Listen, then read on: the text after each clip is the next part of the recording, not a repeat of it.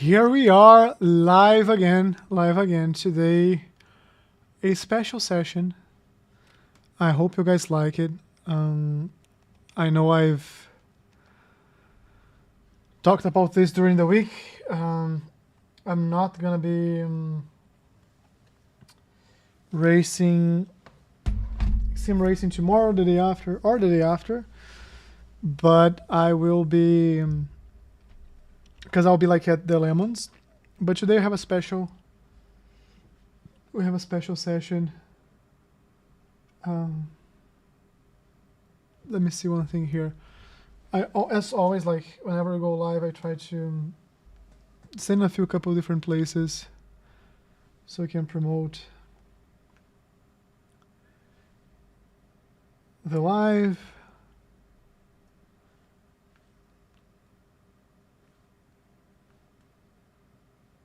Let's see here. Okay. Was yesterday.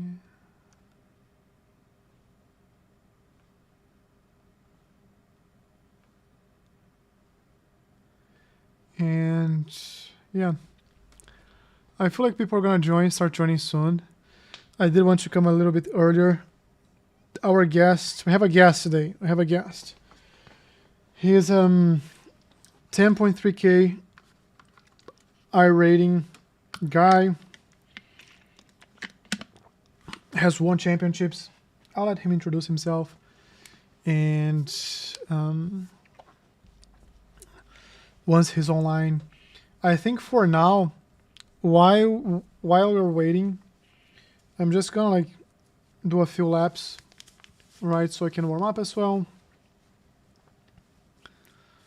Hopefully by now you already understand what's gonna happen.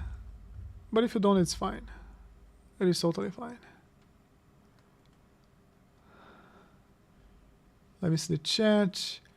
Oh, I do have to put our Discord server. Forgot about it. Yeah, it's in the description anyways. So people can see the description if they want to join. I'm excited. I think it's gonna be fun. And it's gonna be the start of something else as well. So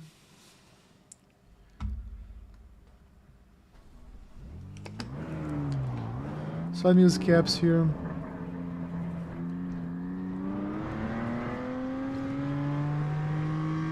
We're going to do just a couple laps just to warm up and also reduce the anxiety.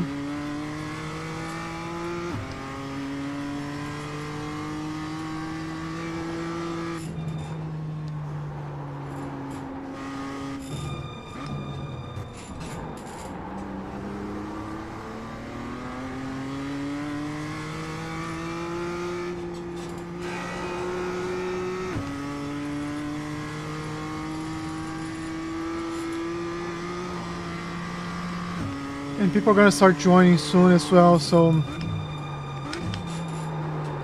cold tires.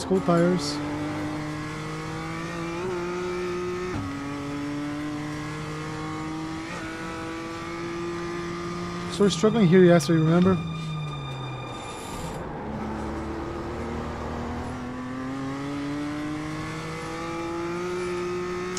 There is a Suelo Almeida video talking about like oversteering that I wanna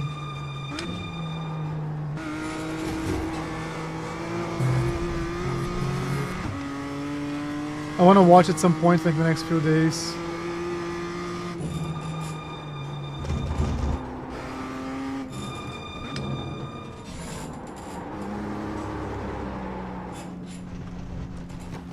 If you cut that corner, we got to slow down. Yeah, we had to avoid the crash, so.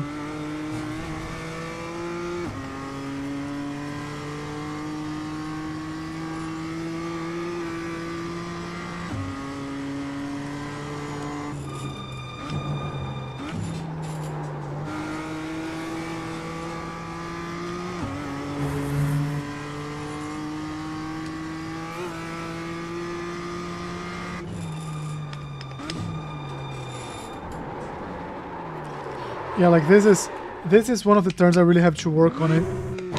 I have been struggling a lot here. And I feel like this is one of my lowest hanging fruits right now in terms of pace. It's right at one. So let me put a chat here.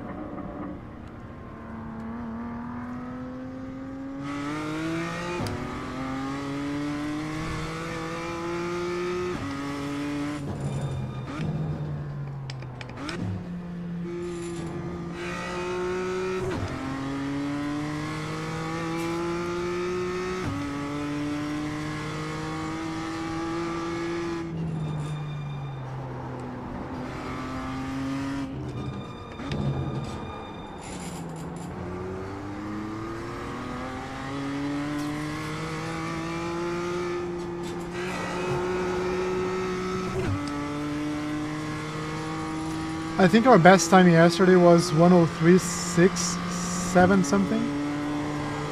So let's call like 103.7.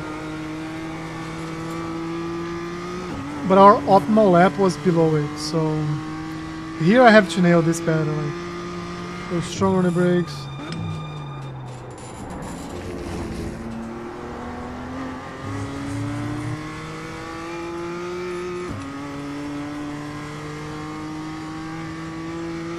Just stick the fastest lap of the session.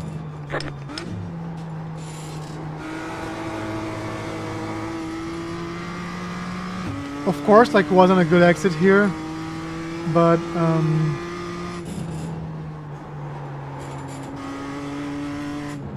too late. I know exactly what happened there when it happened. I gotta go on the brakes. And here I have to do like... There we go.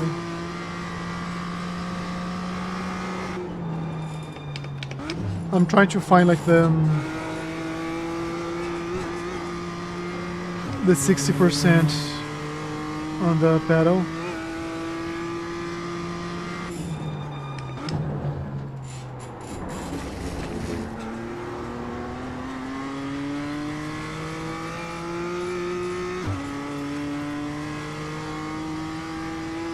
That was your fastest lap of the session.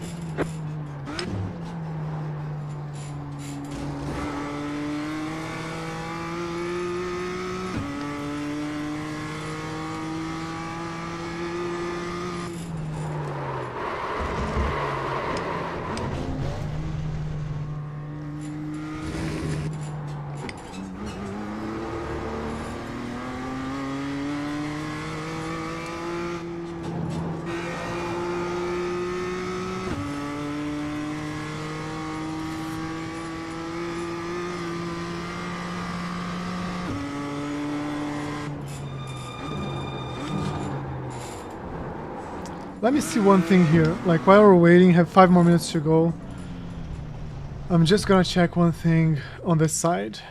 So bear with me for a second. I'll make sure I'm prepared.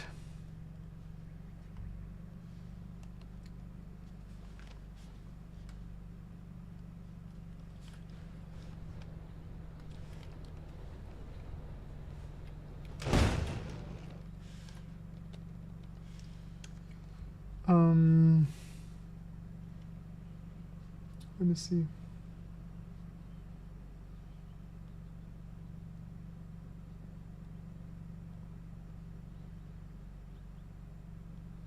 This one is good.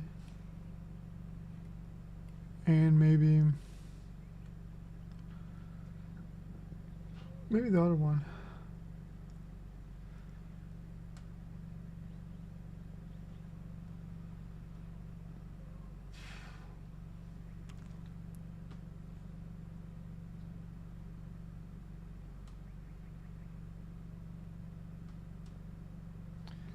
I'll do the other one.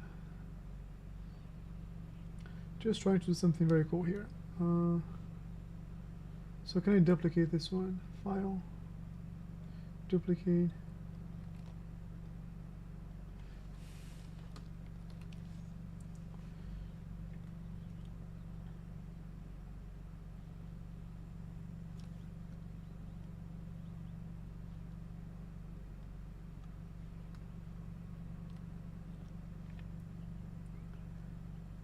There you go.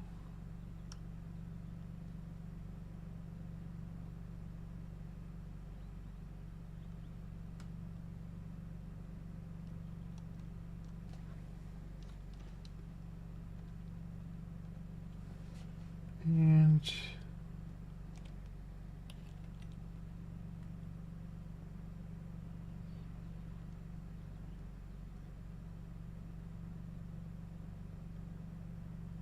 I think this is good.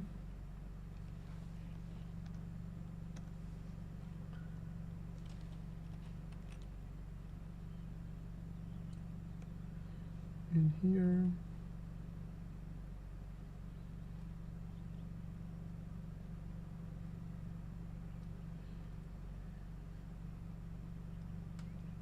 Just trying to see something here real quick.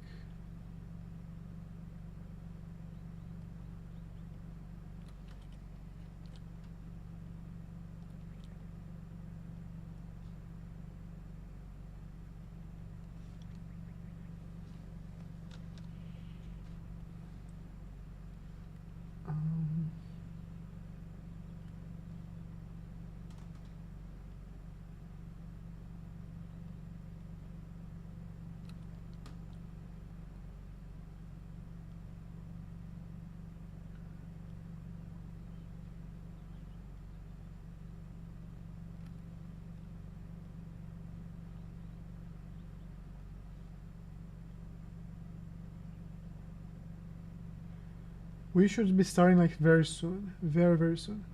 Just doing one thing here because I think it's gonna be cool. And okay.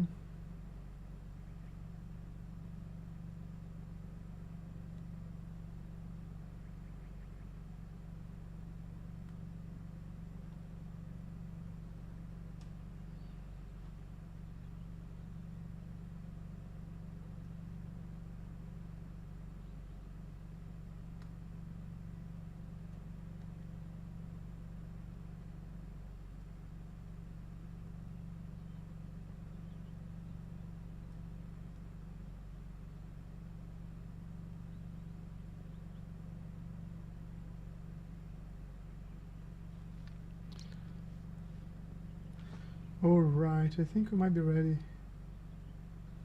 And I'll do something better later here. For now, just hit done. Download this. And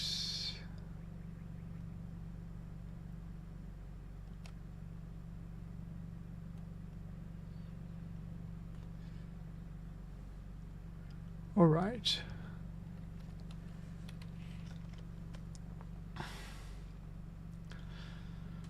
All right, let's see how this goes. Hello,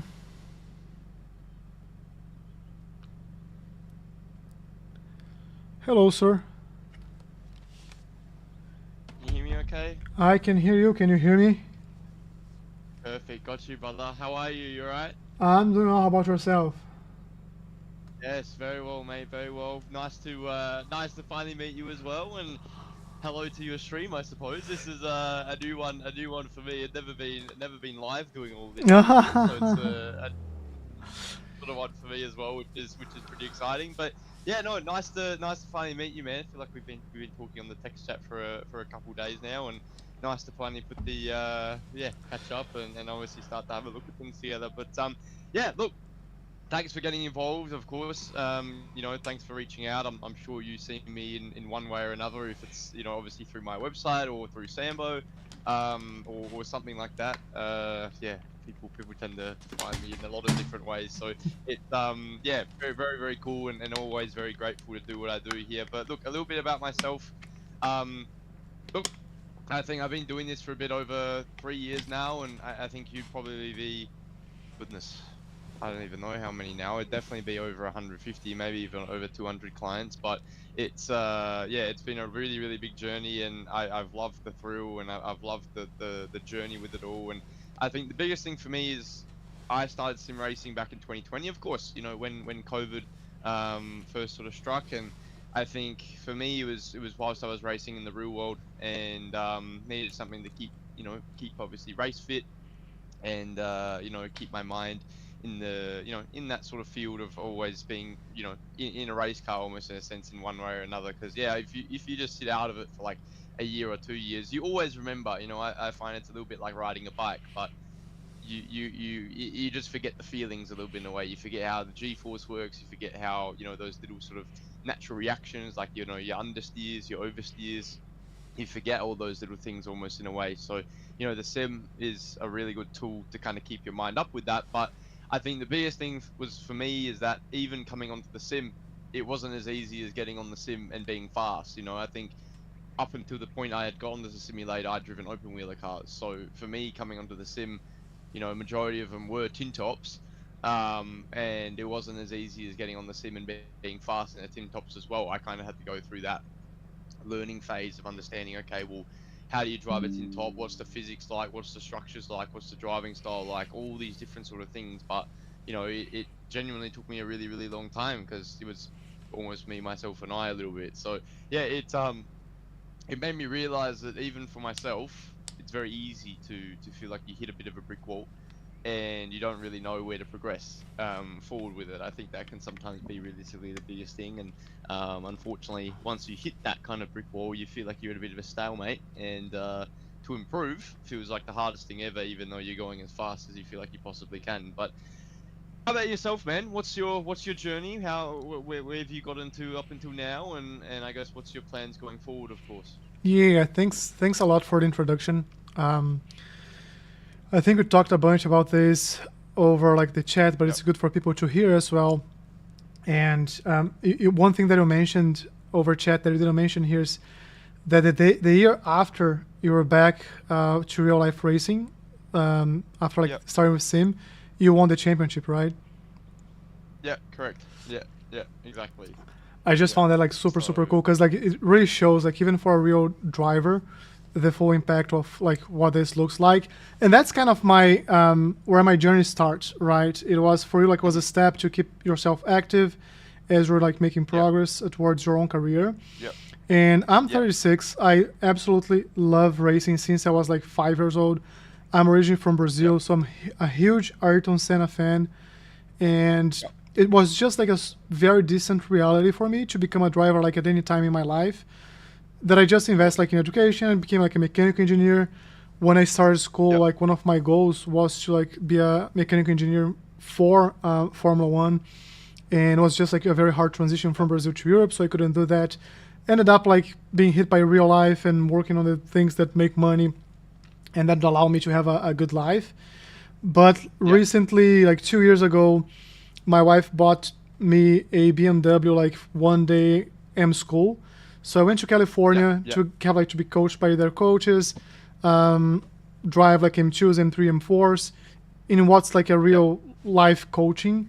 And I absolutely loved it. So I felt for a second that I was back to my 6-year-old self. Like I'm like this dream is coming true. And then when I was back home, I was like, how can I make this? Like, is it possible for me to do anything realistically at this age, at this time?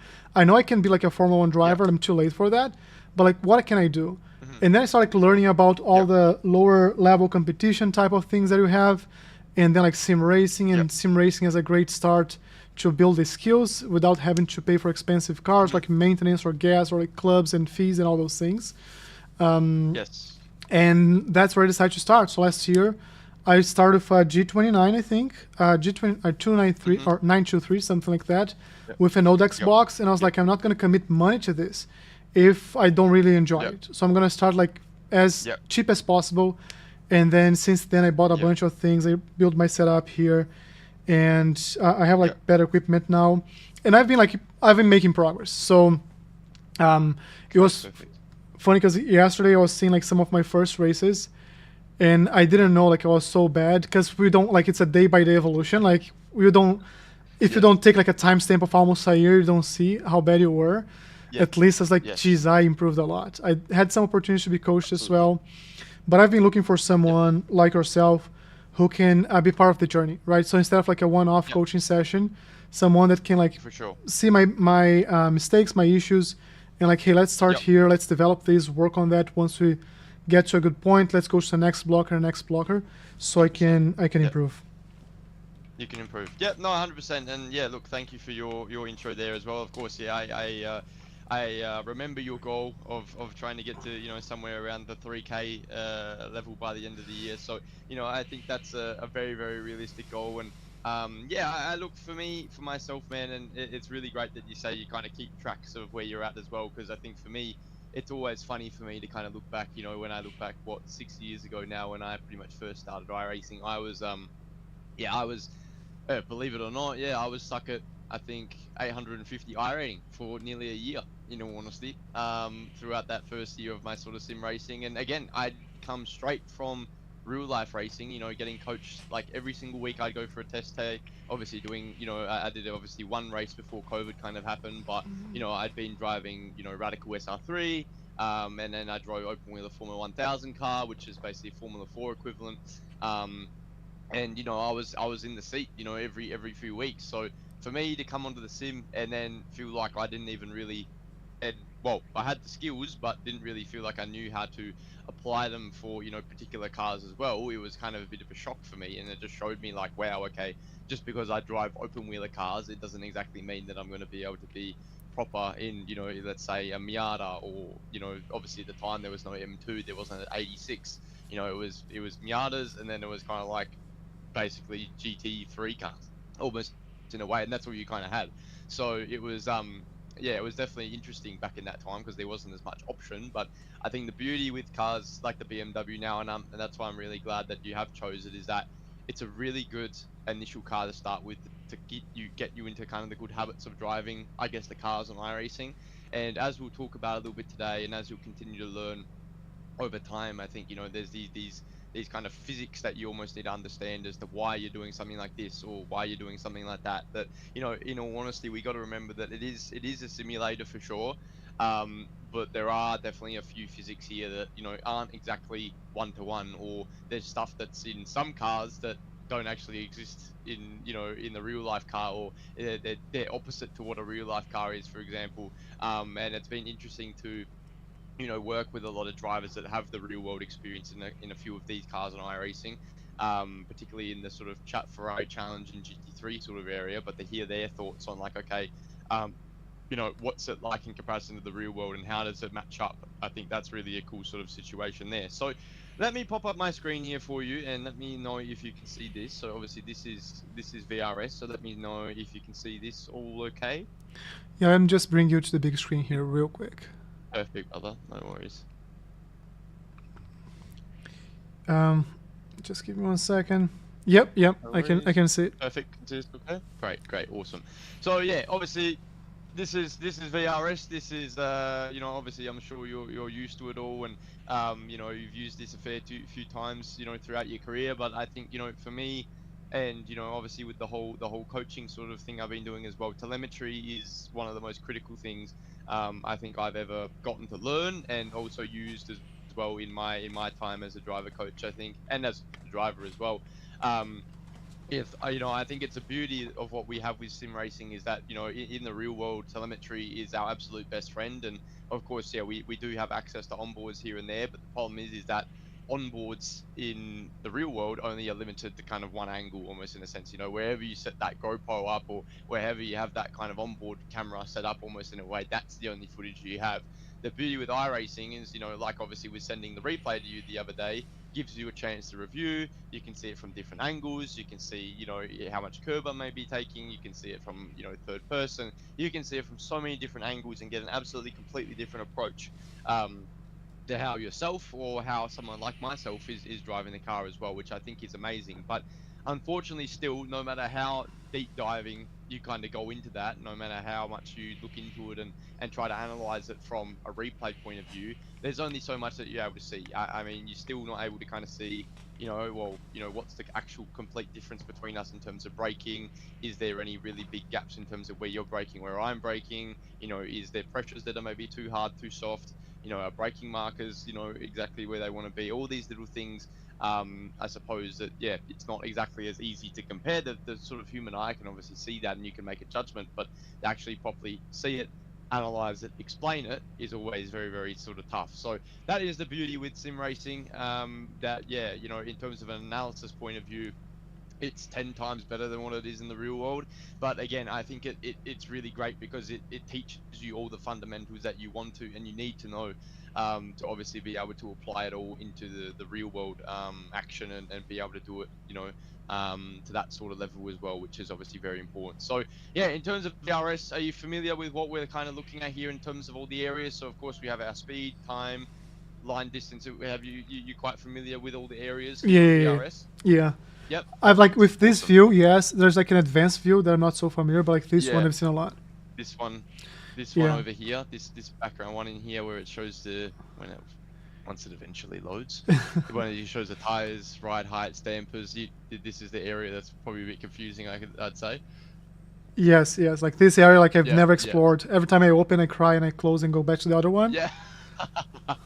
No, for sure, for sure. So, like this area for me, the only area that excuse me, the only area I'd really ever use is the tires. Especially as what we'll talk about today is a bit of an intro to how the kind of physics work with the tire model and everything like that. It's a very, very critical kind of area to look at, because obviously for a lot of these cars on iRacing, you know, when we talk about, you know, the BMW, or we talk about GT3s, GT4s, you know, Toyota 86, Miata, you know, you name it, a car that basically has ABS installed.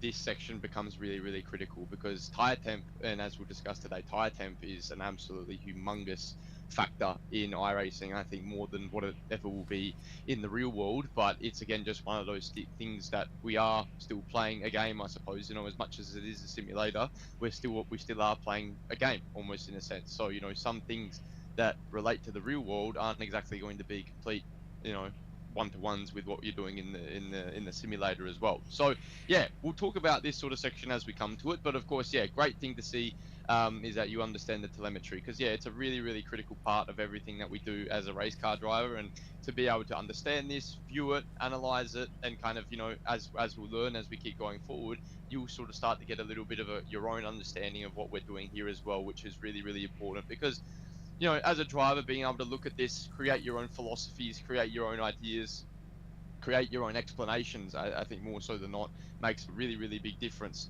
Yeah, you know, it's just one of those things that you continue to learn and continue to grow. I mean, back when I first used to look at this stuff, I just thought they were just a bunch of squiggly lines on the screen. In all honesty, I didn't know how to make any sort of apparent judgment of what I was looking at here. So yeah, you know, it's something we'll learn, we'll grow, and we'll keep on experiencing together as we go along. So yeah, first things first with the BMW. I think, like I mentioned before, it's a really, really great intro car, because the thing is with it is that it has a lot of the kind of systems that you're looking for in terms of, you know, things like ABS, things like traction control, but the driving style of it as well is actually very similar to, you know, what you'll find with a lot of other cars. Now, the one thing that I will say that the BMW is a little bit different in comparison to other cars like the GT3s and stuff, is that the rear, as I'm sure you've found, is definitely a little bit more loose. Like you definitely find the rear isn't as planted as what you'd find in like a GT3 car, or maybe, you know, a GT4 car. But what it does do, and what it does allow you to kind of experience and learn, is to feel the edge of the grip, or feel the edge of limit almost, in a sense, and it allows you to always really feel like you're kind of, you know, you're experimenting with how far you can push, you're experimenting with slip angle, you're experimenting with all these little things that is really, really important as a driver to be able to understand, and most of all be able to actually maximize a race car to the best of its potential. But I think it's just more so one of those cases that, yeah, it is really, really sort of good in that sort of sense. So now, I suppose I prompt the question to you quickly here, Alan, and just to get a bit of a gist of how you feel in the car. What do you feel like is for you, I guess, as a general consensus, like, is the biggest sort of issue for you? Do you feel like it's consistency over, you know, over a 10-lap stint? Do you feel like it's race lap time consistency? Do you feel like it's just generally coming into corners, the car doesn't stop? You feel like the car gets a bit loose on the exits? What do you usually feel for you that I suppose is the main struggle at this point? Do you feel like it's just more so overall the consistency side of things, or do you feel like you're still having a bit of trouble just understanding the car, and I guess how to get the lap time out of it as well? Yeah, so that's a good question. I feel like at this point, I feel like I understand the car, but Yeah. I don't feel quite confident in taking the most out of it yet. So one Okay. of the things that I feel, so I started with the Mazdas, right? They're very fun, like they have very particular. Then I went to the GT4, and as you said, like it's a more, I don't want to say like has a better balance, but like I think it's easier to handle. When I came to the Yes. M2, what I feel is the M2 understeers a lot until it doesn't, Yep. and when it Yeah. doesn't, it just like oversteers. So Yep. It snaps. yeah, exactly. So that's like one of the things that I feel when I was practicing yesterday, trying like for example my last turn on this track, I was struggling a lot because I was trying to turn to get like to cut off the inner curb, and I was either going long and making like a decent turn, or I was spinning, and I was not Yeah. quite Okay. finding like the point there that I was that was the ideal point of the grip to actually take that turn, and this goes like to every single turn where I struggle to carry speed through the turn. I think like if I had to see where I lose the most time against like a reference lap, for me it's usually like carrying speed through the turn, and that results like not a great exit speed as well. Okay, sure. Yeah, no, look, I think that's completely valid, and you'd be surprised how many people probably say, you know, the exact same thing. Because I think, yeah, this car, like you said, it either feels like it either goes long, or and it understeers, or either you find you're getting that snap oversteer quite a lot as well. And those are the really big consistent things I think with this car you feel a lot more than anything. But again, those factors or those things that you feel almost in a sense, I feel like those two things are very, very critical in the sense of understanding, you know, car limits and just feeling like, you know, right where the edge is of a race car and feeling like you know exactly where that yeah, like I said, that limit is. And I think it's really, really sort of critical. So yeah, no, I think that's a great place to be, in all honesty. And I think, you know, when I looked at your stuff just prior to when we hopped on here, I think you have a really good core understanding of, I guess, you know, structure, a good understanding of, you know, how to get the time out of the car. But unfortunately, it's just all the little things, I suppose, that add up the most. And especially at a track here like Alton Foster's, when, you know, we've only got probably like 7 or 8 corners really to deal with, in all honesty, you don't really get a lot of opportunity to gain or lose the speed. If you're really losing the speed, it just stays there. You know, you don't really get a chance to gain it back. So it's a really, really sort of interesting circuit to see, okay, well, where can you get the time out of and where can you kind of lose the time, I think is the biggest thing. Now, as I mentioned before, the first thing that I like to always start off with these cars, which is an absolutely critical area, I suppose, to understand in terms of, you know, not only the BMWs, but basically any car that's basically got a roof on its head that pretty much has ABS. It's an absolutely sort of critical sort of understanding of physics that we need to kind of wrap our head around before we kind of, you know, ever move forward. And I think it's one that you would never really think about, but it's a really interesting one. So, of course, iRacing tire model. So you've got basically 3 surfaces on an iRacing tire model. So you've got your core temperature. So of course, you know, your natural kind of your kind of heat, you know, your main heat area that obviously cycles out to the rest of the sort of tire. That's where it generates all of its grip. That's where it generates all of its sort of you know, all the sort of tire power that you get, everything like that obviously generates from the core. And then of course you've got your 2 sort of surface temperatures. So you've got a left hand side surface temperature and you've got a right hand side surface temperature. Now, the best way that an iRacing tire likes to be kind of, well, had in terms of tire temperature is you want to basically be keeping the core temperature of the tire cool. But of course, naturally, by driving the car, by loading the car up, it's going to gain some warmth, but you never want it to be hot. You just want it to be kind of at a nice, stable, balanced, warm temperature. Now, you know, I think, you know, with the understanding of how a tire works in the real world, you kind of would want that temperature to be nice and warm, right? You would want a core temperature to be nice and warm, nice and hot. You know, that's where it generates all of its grip, especially, for example, if let's say it's a, you know, a 18, 19, 20 degree track temp, you'd want, you know, your core temperature to be nice and warm so it generates the grip and you can, you know, take the corners with confidence and take the corners at speed. But then obviously you have your surface temperature as well, that naturally just gets quite warm. Because of because of just natural friction with a racetrack. And you know, when you're loading up the car, when you're leaning on the car, all the little things like that. And if then the track's hot, the track's cold, you know, that temperature naturally just skyrockets anyway. So that's, you know, that's all okay. But then obviously that leads to the kind of topic of ABS. Now, I remember I was watching your stream the other day and I watched you do a couple of laps there, and I saw that you've got the caps overlay up there with the sort of inputs, and you can see your percentages, and you can also see when ABS actually kicks in when you're on the brakes. Now, do you see yourself like a lot of the time kind of flickering into that ABS sometimes? Like, do you see that brake pedal input sort of box light white quite a lot of the time, or is it not too bad a lot of the time? Is it just here and there? I think like the ABS, I trigger that more when it's a hard brake zone, because I'm always like Okay. afraid of under braking and going long with the turn. Yeah. So I tend to like push more, and when I see like it flickering, that's when I start like trying to release just a little bit. But I see like more in hard brakes. Yeah. Okay, got you. Yeah. So the biggest thing that you got to understand is that with that kind of ABS, right? In a sense, whenever you see that kind of that box flickering, or whenever you see it basically going white, every single time it flickers white, almost in a sense, it always sends basically nearly a shockwave of temperature, basically in a sense, all the way down to the core temperature of the tire. And if you think about it, then when you go to turn, when you go to rotate, when you go to get the car into the apex, what's the car not going to want to do? It's not going to want to turn, right?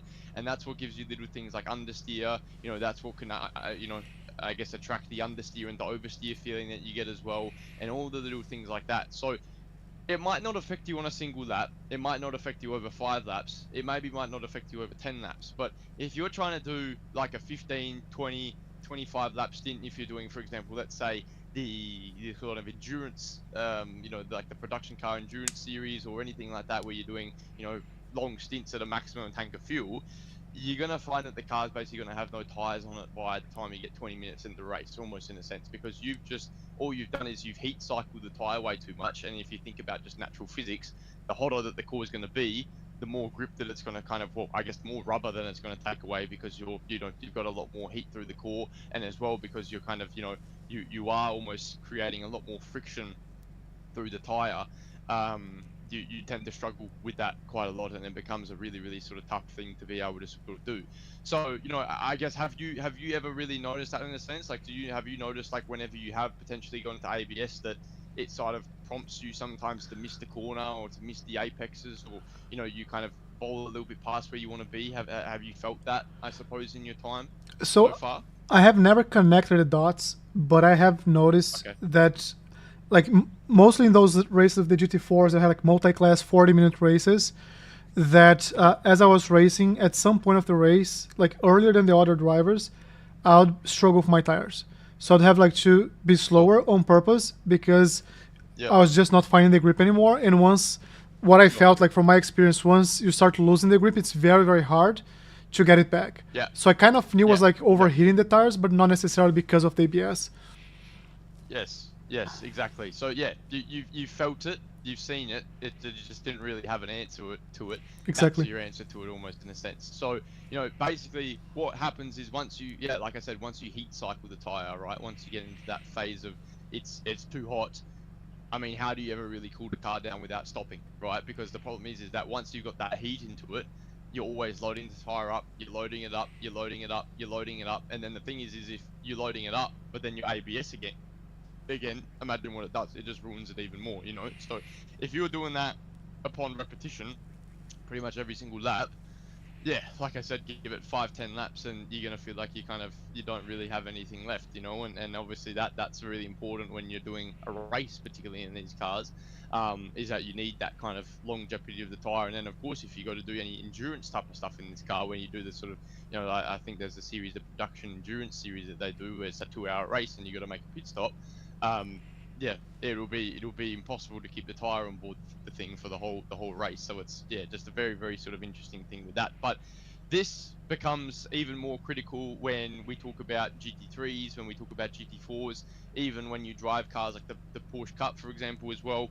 They all almost have a little bit of like a peak threshold pressure that you're always sort of looking for. Now, the thing is that every car is a little bit different in the sense of, its peak pressure. I think a lot of those kind of higher end GT cars, they kind of have quite a consistent sort of peak pressure. But in these BMWs, I feel like the threshold for almost maximum braking, to the point that the ABS kind of kicks in, I feel is relatively quite low in comparison to a lot of the other cars.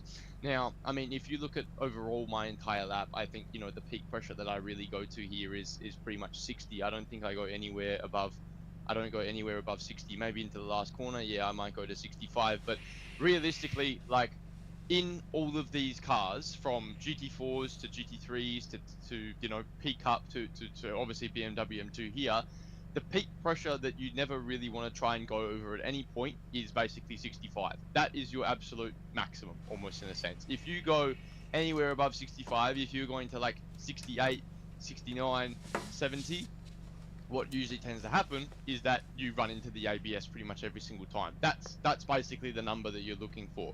So in this case scenario here, there's not really any case that you are getting into the ABS, which is great, but it's more so to say that, yeah, okay, maximum is about the same at 65, but it's more so just to say of like, okay, well, this is a bit of a different track. How about if we're dealing with somewhere like Lime Rock Park, or we're dealing with somewhere like Okayama, or we're dealing with somewhere like, you know, Summit Point? What would your braking marker be there? So do you feel like you have a good understanding of, like, you know, where you are pushing on your brakes and you feel like it stays quite consistent? Or do you feel like from track to track, one track you might brake a little bit softer, one track you might brake a little bit harder? How do you feel about that in a sense? So it's hard for me to compare like across different tracks, but Sure. I feel like my behavior tends to be Yeah. like the same. So Okay. um Yeah.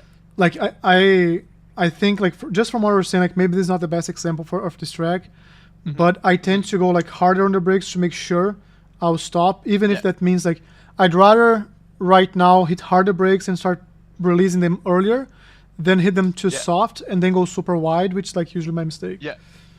Sure. Yeah, for sure. So that's the biggest thing, definitely, without a doubt, is that, yeah, you know, that peak pressure is a really, really sort of critical thing. Now, yeah, it's you know, it seems like you've got that pretty much sorted pretty much for everywhere at this circuit, which is great because, yeah, I think usually in these cars in particular, but as well, you know, higher end GT cars too, what you usually will tend to find is that, yeah, a lot of drivers are breaking into the 70s, breaking to the 80s, and just absolutely demolishing the kind of ABS almost in a sense. But I think the biggest thing that you got to remember as well, man, is like, okay, yeah, our threshold is about 65%, but as well is remembering that 65% maximum is only for when we're coming into like a really heavy braking zone, right? As we come down into, let's say, like a medium speed corner, that basically cuts in half. So what 65% usually would be, it's almost like the threshold now is about, like, you know, in the 30s, or, you know, 35s, or even into the 40s, depending on the corner that you're sort of dealing with, right? So the big thing is that overall, it's very much a case of just understanding, okay, like, you know, for an absolute fast corner where we're coming in off a heavy braking zone, your peak threshold might be about 65. Coming into a more like medium, you know, medium to sort of high speed corner, it might be around the 35 to 40 mark. Coming into a low speed corner, it might be only, you know, maybe 25, 30 might be your peak. So it's just about kind of understanding, okay, well, this is the maximum threshold I'm looking for. This is the kind of median threshold I'm looking for, and this is the low sort of threshold I'm looking for. And as a driver, you need to kind of start to, you know, make the dots or connect the dots and saying, okay, well, what's a high speed corner? What's a low speed corner? What's a medium speed corner? And you kind of make that analysis. Now, the big and interesting thing is to see is that, you know, even though, you know, for example, somewhere like T1, you can see that, you know, we do brake quite similarly. When you come into the back here and you have a look at sort of tire temperatures, right? You have a look and you see, let me just, once it loads, VRS is having its time today, but yeah, you can kind of see that when we compare these, so the dotted grayed out line is you, and the thick bolded out line is me. So you can kind of see that coming into somewhere like T1, for example, you know, this is obviously in degrees, but, you know, like, you can kind of see that, yeah, your tires are way warmer than what mine are on all four basically wheels, right? So that kind of comes to tell me that, you know, obviously this lap that you've done here, which is the 30 the 0.306, right? This is quite, you know, quite late into a stint, you know, a lap like this, for example, right? You've done that, you know, you started out with 43 liters, now you're down to 28. It comes to say to me that at some point throughout this stint, you've overheated the tire at some sort of stage. There's been something that you've done that has made this tire overheat, because consistently, pretty much every single corner, if you look through there, we look through there, you look through there, you look through there, all four tires are always consistently sort of warmer than what mine are. And now in terms of track temp, we're pretty much thereabouts exactly the same. I'm 21.11 degrees, you're 22.22 degrees. So we're within a degree, but that wouldn't suffice 5 or 6 or 7 degrees of extra temperature in the tires at a lot of the sort of corners here. So it probably goes to say to me that there's been some stage in the stint that you've overheated the tire. And unfortunately, once you overheat the tire, you run into the issue that it never comes back. No matter what you do, unless you literally stop the car to an absolute ground zero for about a minute and a half, and you let the tire cool down, and then you go again. That's the only case scenario you'd be doing it. But you know, the cases scenarios of doing something like that is thereabouts impossible, because you're never able to stop the car. You know, when you're in a race or even when you're in practice, you try to just keep that consistency because kind of going as well. And you know, that's the big sort of thing there. So do you definitely feel like, you know, as a stint goes along, like let's say you get towards, you know, that 10, that 15, you know, of a stint, for example, do you feel like you start to lose a little bit of tire fidelity? Like, do you feel like you start to lose bite, or is it not something that you really feel a lot more so than not? It feels usually okay. I'm kind of connecting the dots now, right? But I usually feel that when I go Yeah. in a long stint, I start screwing up things a lot towards the end. I always think it's because of Okay. fatigue, right? I've been doing Yeah. this like for Yeah. maybe like 40 minutes. Maybe that's like just muscle memory that's making Yes. me make Yes. like amplify my mistakes. But Yes. maybe what it is, like less grip, and that's why I'm making more mistakes. Yeah, yeah, and by the seams of it, that honestly seems kind of what is going on. And then again, you know, it goes to say, you know, it's just one of those things of, you don't know whether maybe one time you've broken harder, you don't know if one time you've maybe over pushed the limit, you don't know if you've had really big slides, and all the little stuff like that, which actually goes to bring me on to the next sort of topic of conversation, is gear usage as well. Gear usage in this car is really, really sort of critical, in the sense of the whole sort of tire So model sort of before, sorry, fact as well. Yeah, before go going on. to that, because I had a question, Yes. because Oh, okay. Yeah, for sure. you're talking about like Yes. the braking zones, like hard braking zones, medium, Sure. and Sure. there are ones that are very easy to know. So, for example, if it's a hairpin, it's likely going to be like a very hard braking zone. There are other ones that are Sure. simple to select. They're not at all. But when you Yes. have like turns that you could either brake earlier with less pressure or a bit later with Uh-huh. more pressure, like how do you make that decision? How do you decide if that's going to be like a longer braking zone at like a lower pressure, or like a harder pressure like in a smaller zone?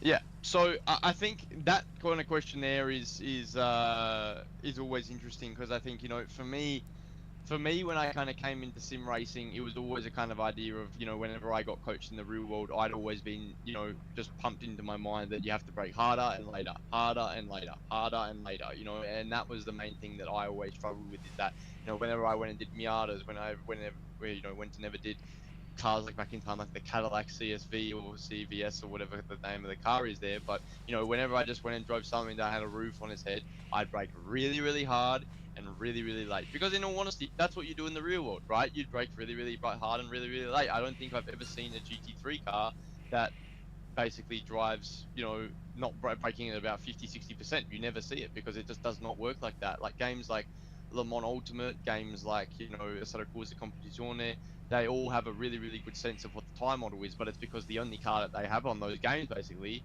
is GT3s. So, you know, and obviously like hypercars and stuff like that, but the main focus is GT3 cars. So they put a really, really big sort of idea and a really big sort of bit of thought process into the tire model on there, and they've got it really, really quite good. But yeah, I think to answer your kind of question there, there's never really a case that you actually want to be ever going late anymore. You never want to be going later and harder. You always want to be going earlier and softer, because the softer that you can be on the brake pedal, the less chance that you have of ABSing the tire. The later you go, the harder you go. And even if you're still not even hitting that threshold at about 65%, like I said, not every corner is a, you know, a heavy braking zone coming in at the top end of sixth gear, right? Some corners you're coming in third gear. Some corners you're coming in second gear. Some corners you're coming in fourth gear. You know, some corners you're coming in a very sort of different sort of ranges. So I think there's never a case anymore that you want to be going deep, and that's the one thing that I had to really kind of wrap my head around. And it happened when I joined my first esports team, you know, a few years ago, and I remember they were watching me drive, and I showed my screen and everything, and then I came back into the pits after a 5-lap run, and I said, okay, well, what do you think? And I remember the first thing that they said to me is like, you're braking too late. And I'm like, but what do you mean? It's like, isn't this race cars? Isn't this how race cars work? You brake harder and later. And they're like, no, it's not. It's not how it works on iRacing. Brake softer and brake a bit earlier and see what happens. In my mind, I'm like, this isn't going to work. Go out there, I gain half a second straight away just by braking earlier, right? And I could not believe it, because, you know, up until that point, you know, I was, you know, yeah, whenever I was driving a tin top car, I think the main idea that I had was putting my foot through the floor. Pretty much, I was putting my foot through the floor as hard as I could, as late as I could, and that's what I thought the right way of going about it is. But I quickly learned to realize that unfortunately, it's not the case, and it's all due to this tire model that we're talking about here. So yeah, to answer your question, how do you figure that out?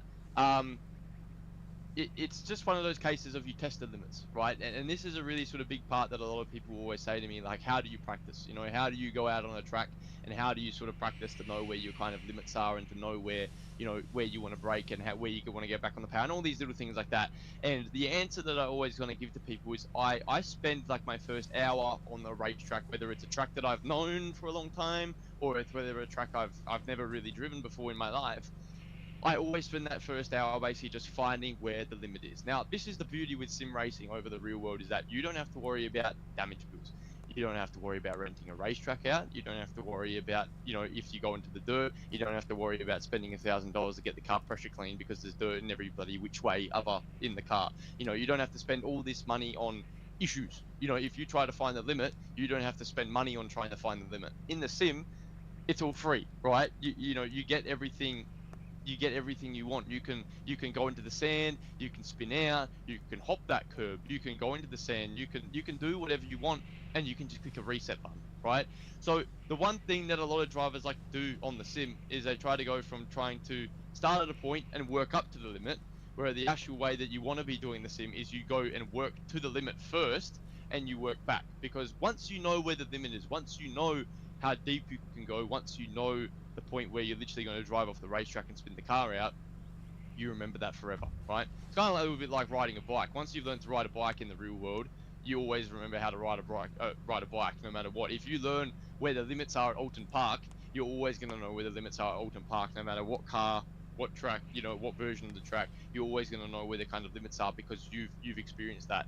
If you never know, okay, how deep can I truly go into this corner, you'll never know. And I guess that's the question for you. Do you know, I guess for every single corner here, would you know, like if you went into a corner, would you know how deep you could go before the car basically spun or went wide or went off the track? Do you kind of have a good idea of that, or do you still feel like there's a question mark over like, okay, where's the limit for this corner? How deep can I go into this corner till it's too much?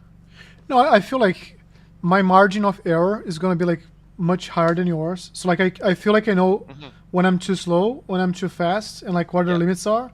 But I still don't have like the precision of making that like a 0.5% thing. It's like still like a 3-4% thing. Sure. So sometimes I'm like consistently nailing it, and at some point I just completely miss it. More like on the consistency side. Yeah, for sure. So, yeah, look, it's something that you learn, it's something that you grow with, but I think, you know, every single circuit that you kind of go to, the first thing that I'll literally do is I'll set an active reset point at basically every single corner. So I'll start out with T1, work my way to 2, 3, 4, 5, 6, etc. And what I'll basically do is I'll say, okay, let me set my active reset mark and let me see how deep I can go, right? So I pick a point and I say, okay, well, this is where I want to sort of go to. This is how deep I kind of want to go. I go deep, I do the thing, I see if it works or not. 9 times out of 10, it's probably not going to work. I'm probably going to drive off the track, drive into the sand, it's going to spin, something's going to happen. I'm like, okay, well, that's definitely not the point. So from there, I hit the active reset button again. We work a little bit back. We say, okay, well, that was too deep. Let me try here and see what it sort of do. And then see if that works. And if it doesn't work, you bring it back again. And it's that rinse and repeat of doing the exact same thing over and over and over again and seeing how it all feels, seeing how it all works, and you get a bit of an idea of the whole sort of structure of how everything sort of works as well. When eventually at some point you get to a stage of like, okay, this works, you know, this feels good, and this is sort of an edge that I know that I can try and hit every single time.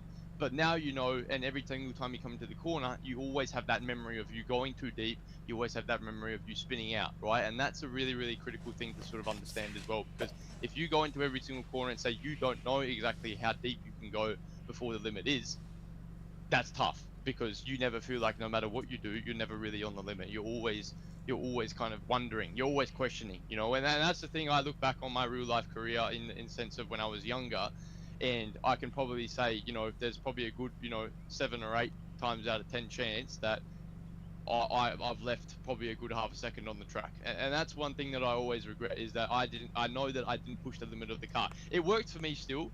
I still know that I did really, really well, and in that case I was able to win a championship, but I still know that like there was a lap record, I never beat it, but I know that if I had the knowledge that I do today, I would probably beat it because I'd drive the car completely differently and be able to push the limits a lot more, knowing that, okay, it'll stick, you know, it'll work. And I think that's obviously the biggest thing as well. So yeah, it's a really kind of important sort of area to understand. I mean, between the tire and how the tire works and how much temperature you want to put through them, but as well then relating to all the limits as well. It's something that really does come around quite a lot. But I think from looking at the data, I think between every single corner, if you obviously look down here and you see you being red, me being blue, you can see into T1, you're going later, you're going harder. Into T2, you obviously dab the brakes. Well, it's barely even a dab of the brake, it's 0.2, so it probably wasn't even really meant to be there. Here, we brake it around the same spot, a little bit softer. Coming down the hill, we brake harder and we brake later. Coming up into turn 7, which is the right hander at the top, we brake at the same spot, but we brake a little bit more initially aggressive, so it's there or thereabouts the same. But then into somewhere like T9, we also brake harder and we also brake later. So you can see that your consistent kind of, you know, application almost in a sense is always braking harder and later. That's kind of what you probably revert to a little bit more so than not. Even though it's not that much harder, it is about what, 5 or 6%. But you know, you can see again, like we talked about with peak threshold here, right? My peak is 65, your peak is 67, but where we also get to those points of where they are slightly different as well. And that's something that we'll learn as we continuously keep going forward, is how we actually want to apply the brakes, how we want to kind of get into the kind of you know, the brakes, and how we want our sort of technique to be with these particular cars in terms of the ones that mainly have ABS, to try and do our very best to avoid the ABS system. That's what it all sort of comes down to. But yeah, does this whole, you know, I guess braking earlier, braking softer, braking, you know, harder, braking later, and how it affects, you know, tire and the tire model and how it affects the temperature and all that, does that kind of connect a few dots for you? Does that make a few situations, I suppose, you've been in your career so far, does it make a couple situations make sense to you that you've probably felt in your time a little bit? Yeah. So like as you're speaking, I'm thinking here about the things that I do, right?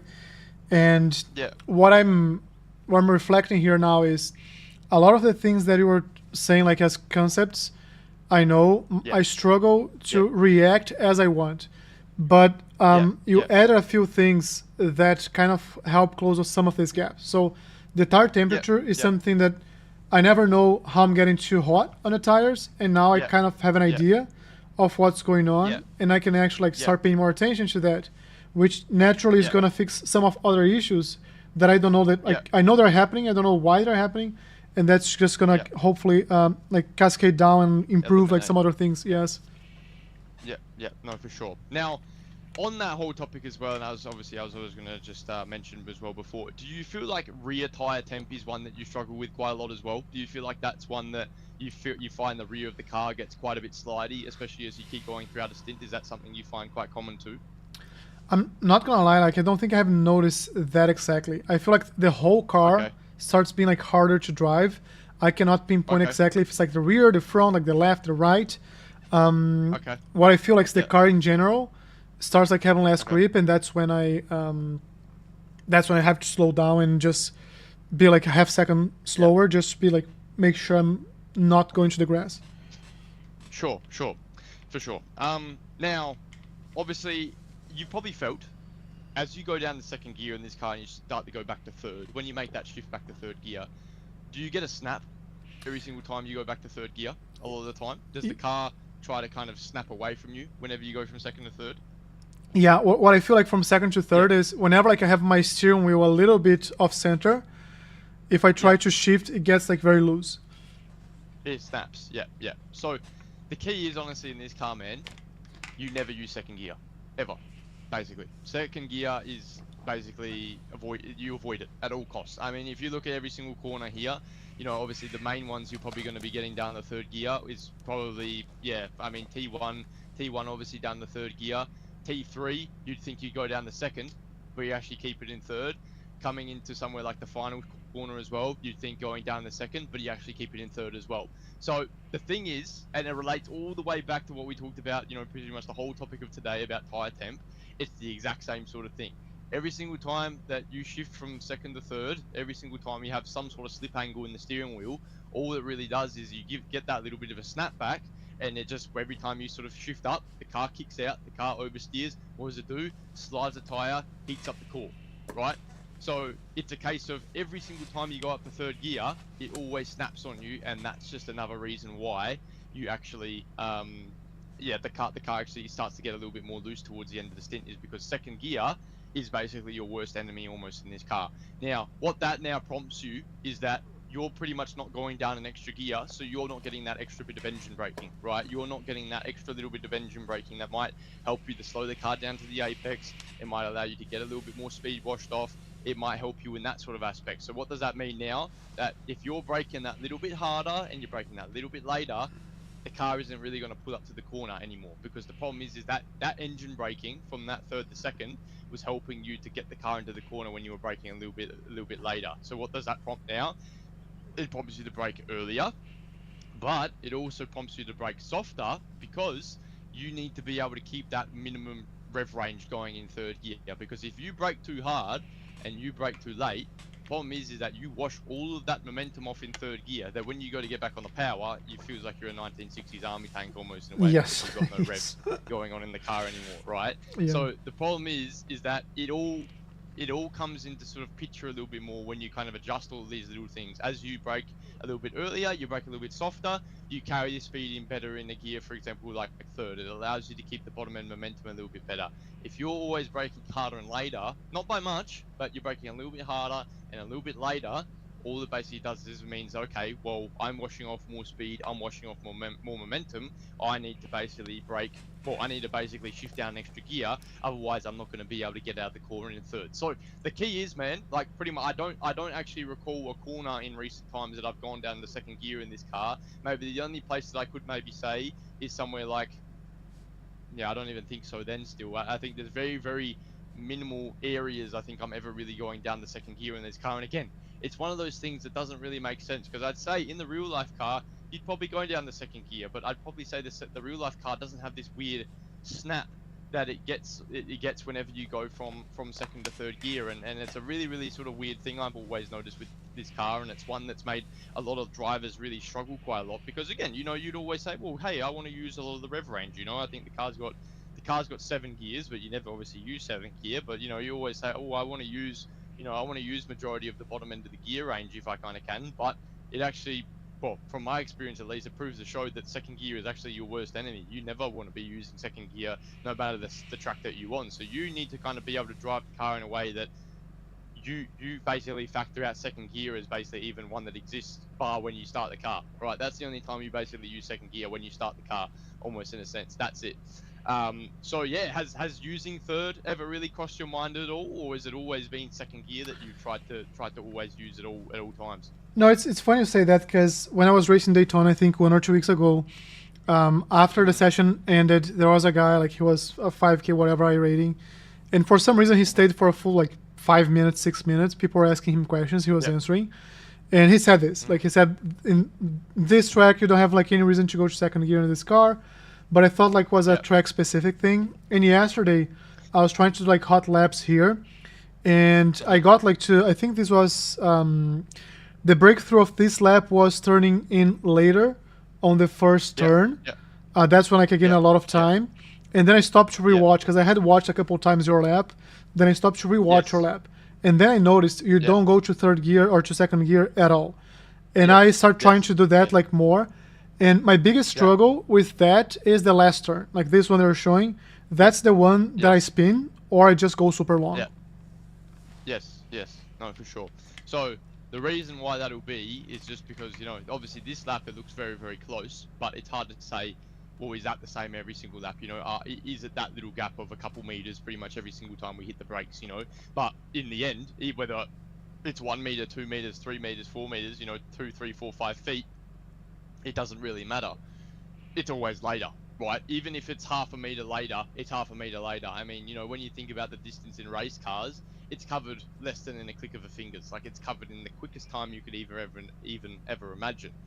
But the thing is that it's still distance. You know, whether you like it or not, it's still distance. If it's short, if it's long, it's still some difference that there is in terms of how early I'm braking to how late you're sort of braking. And especially with the brakes in this car, I don't feel like they're ever that really good. I mean, it's not really that great of a braking system in all honesty. And if you do somehow miss your brake margin by just a couple of meters, you're gonna feel it. You know, you definitely feel a little bit almost in a sense. So it's a case of, I think, like, we just got to try and sort of get ourselves used to this kind of gist of like braking earlier, and where you're kind of braking right now, just trying and like remembering your markers, but just bringing things back a little bit and bringing the pressure down a little bit and see how the car reacts. You know, it's all about trial and error, and especially I think the biggest thing that you find with all the stuff we'll be doing, Alan, over the next few months, and over a really long period, I think is it's a lot about taking a step back to go 2 steps forward. This is how sort of racing works, is that you never just take progressions forward, forward, forward, forward. You always got to say, okay, let me take a step back from what I'm doing, let me go a step backwards, and let me try it in a different way. And usually what tends to happen is when you do it in that way, you end up taking 2 steps forward, and then you're another step forward to where you from where you were before.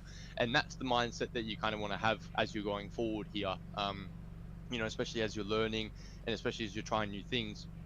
It's all about trial and error. And again, that's the beauty of sim racing to the real world, is that whenever a coach says to you, oh, hey, give this a go, you don't have to worry about saying, oh, well, if I give this a go, what's going to happen? You just say, oh, okay, well, that's spin. I got a button and I click the reset on, and then I can go and do it all over again without paying a single cent, right? That's the beauty of everything that we've got here in sim racing, and that's what makes it, I suppose, so easy to learn in comparison to sort of real world, is that you can test the limits a lot more, and you can see what works and what doesn't work. So I think, look, the two really big main sort of core topics I think today, and I guess look, surrounding the whole main topic of the tire model, which is a really important thing to understand from the get-go, is we just got to do everything in our basically possible way to allow the tire to stay nice and cold. And whether that's by making sure that we're avoiding that sort of, and now I think the big and most important thing is that whenever you do drive the car at any time, and you look at obviously caps there in the middle of your screen, you see if it flickers or not, right? And you take a really, really big sort of, a really sort of big, like, bit of knowledge and a just bit of understanding of like, okay, well, when every single time that flickers, it's pretty much sending a bit of heat to the core temperature of the tire, and I don't want that. So you've got to try and say, well, what do I need to do as a driver to make sure that bloody thing doesn't come off? And what is it? Braking earlier and braking softer, right? So it's about sort of taking the cues, applying, obviously, to try and fix it. And then as well, I think overall too, just the gear usage as well is a really, really big topic. And I think as you start to get used to it, and as you start to use third more as your main sort of gear through every single corner, you'll start to notice like, oh, okay, like the car actually stops quite well. It actually gets on power really, really well, and it's a lot easier for me to kind of squeeze onto the throttle. Because the problem is in second gear is that you work your way up the throttle to third, and then you feel like your on throttle phase just stops, right? Because if you keep going, the car keeps spinning around on you almost in a way. You have to basically halt your on throttle moment pretty much every single time you go from second to third. And you can see that when you look at like a trace like this. Look at it. You go up, then you go, and then you're holding, and then you shift to third, and then you can get back to full throttle, right? But it's that phase in between where you get on it and where you go to shift to third, where you've just basically got to sit there and hold the throttle. And that's not what you want, right? You want to feel like you can have a nice progressive slope up to 100%, exactly like mine is, right? You can see I'm still in third, I'm up, still going up, keep going up, 100%, right? And there's never really a halt throughout that entire kind of throttle phase, right? So it's very much a case of there's just so many different sort of applications that kind of adjust, and so many different ways of going about it that it all adjusts to, but it's all based around this big topic of tire model, and that's really the biggest thing. So after all of that, does that make sense to you? Of course. Do you have a bit of a better understanding of that? And I guess just again, like we said before, you're thinking about situations that you've been in, whether it's been in terms of just overall fidelity with the car and the feeling that you're getting from the tires, and more so just like actually with the gears as well, obviously feeling that difference between second to third gear. Does that all kind of make sense to you in a way there? Yeah, it does. So like one of the things that I was not super clear before is the difference of like the external tire temperature than the inside, like the core temperature, and how that affects the tire, like, and understanding how the ABS affects that and how it makes the grip go away, like, or the tire hit more faster. I think that makes a lot of sense, and it gives me like one thing to be looking for, which is making sure that I'm not hitting the ABS threshold. Yeah, exactly. So a really, really sort of important thing about that all, and you know, I mean, you know, it is something that we'll talk about next week because you know, the hardware, graphic settings, you know, audio settings, all these little things like that. I'm sure, you know, in your time you've read up about all this stuff more than, you know, anything in the world, in all honesty. And having, you know, your steering wheel settings set up properly, your field of view settings set up properly, all these different sort of little background things that you can set up in a way. You always want these to be as perfect as they kind of can be, and make sure, you know, even pedal software is all set up correctly too. Because I think the biggest thing that I've always kind of skipped past in, you know, my journey with a lot of clients is we don't really take a minute to have a look at the hardware side of things.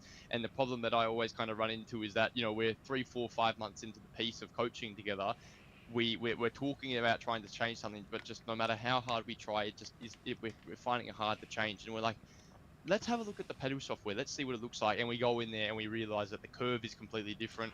Dead zones are completely wrong. Everything like that is completely set up incorrectly. And we're like, oh my goodness, if we had this set up properly 4 months ago, it would have been way easier for us to sort of set this up. So it's something that I never really tend to look at. Well, I didn't really tend to look at in the past, but it's something I actually find very, very critical. So next week, we'll put a little bit more of a focus just as a beginning point to look at all the inside of the game settings, look at kind of, you know, steering rotation settings, look at for feedback settings, look at pedal settings, you know, look at field of view, all these things that, you know, for me, if you literally don't have these things set up correctly, it can genuinely cost you like upwards of half a second, almost in a sense, in some cases. And, you know, as crazy as it sounds, it genuinely can. But I think, look, it just helps you with feeling, helps you with application, you know, helps you with all these little things, and it's very, very sort of important. So yeah, I leave you with some really sort of important things today. And I think, you know, it's the beginning of your key understanding of, I guess, the physics of how this kind of game works. And I think for me as a pro driver, you know, in my past, you know, and doing a lot of sort of professional events,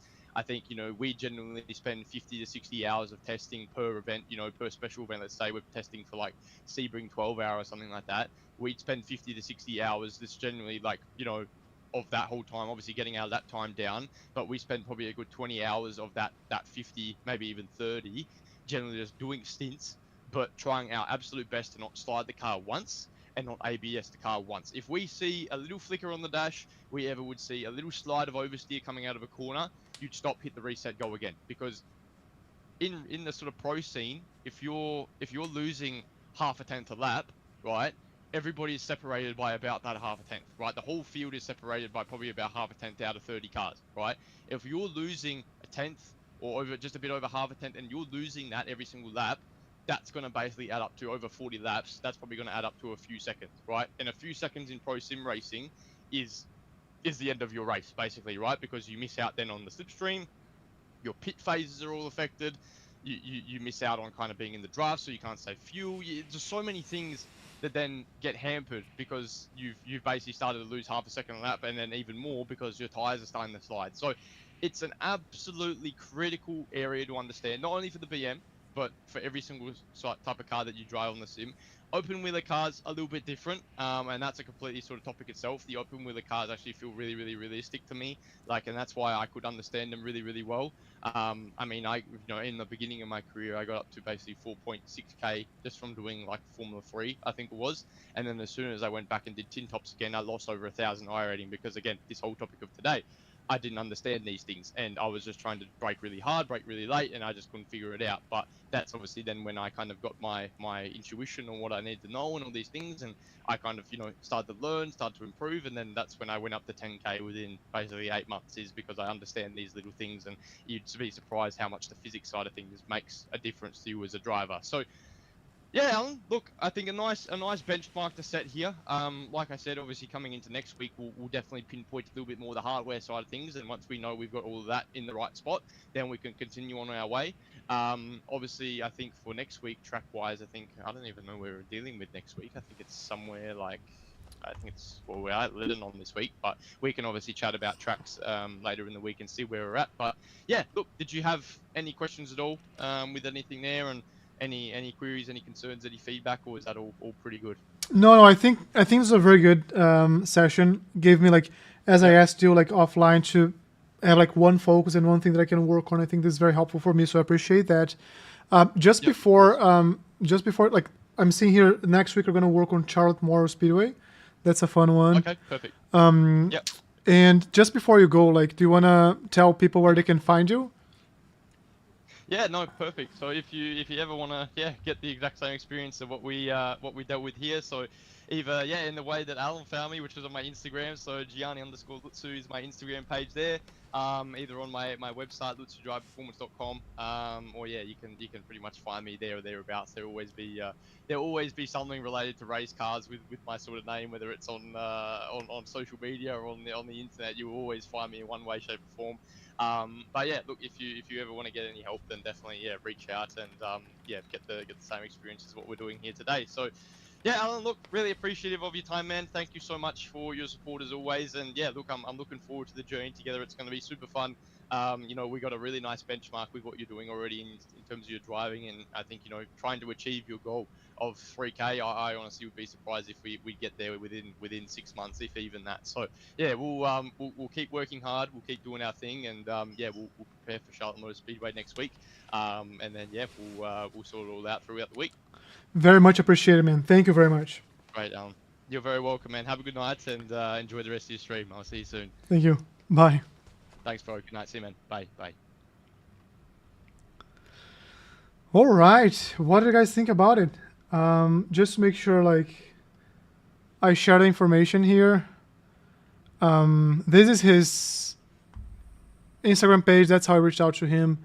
I saw him in a Sambo Racing video, and I decided to reach out and see, like, if had a good connection over message, which we did.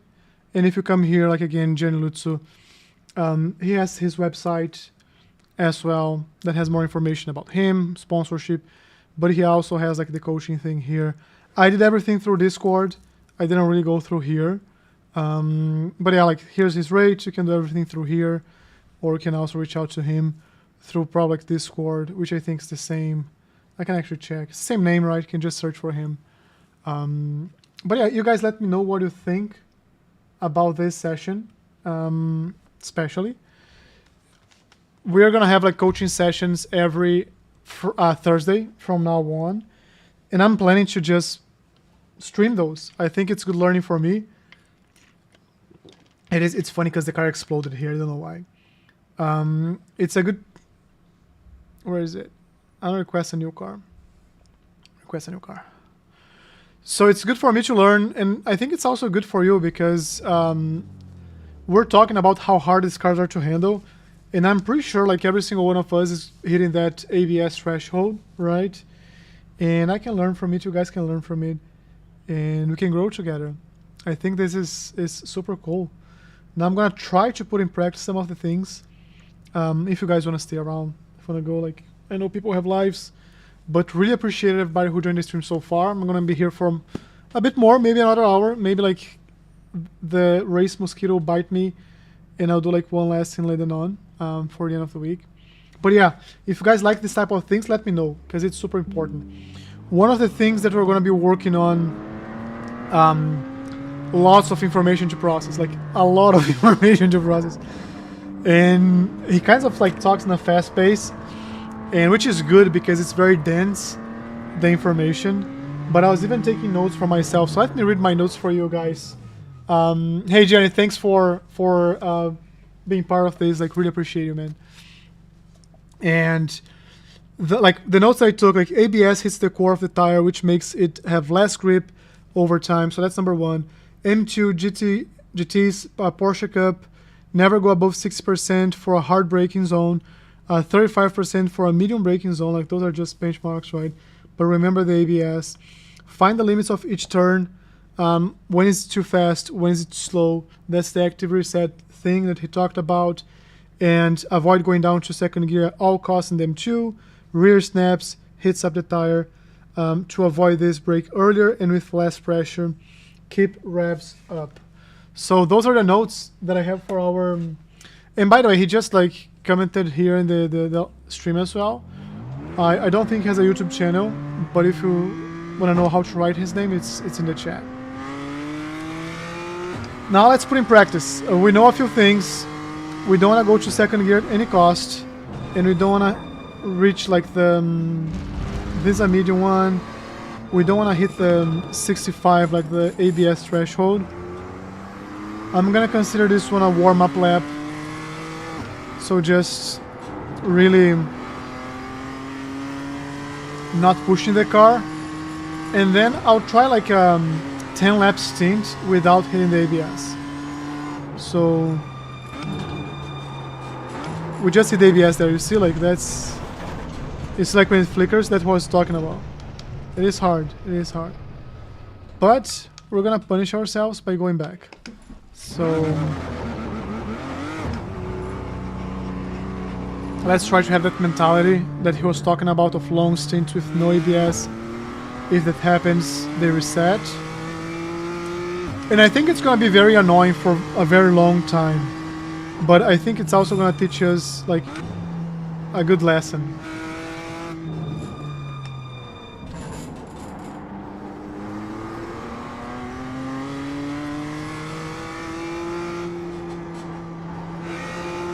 And right now the goal is not to be fast, so I'm gonna even like take the comparison out. The goal right now is to do everything. Let's go over the brakes here.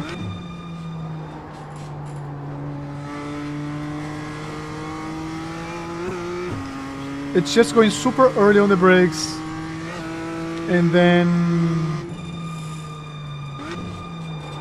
you see like we did have this slip here plus the ABS.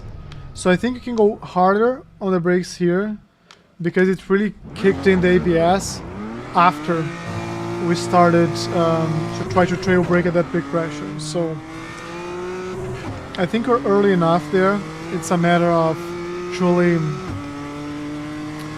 let's see, I'm gonna take it easy. So here's like the 35% we're talking about. Third gear here, hit the apex, keep the revs up. I'm just gonna go slow here for now.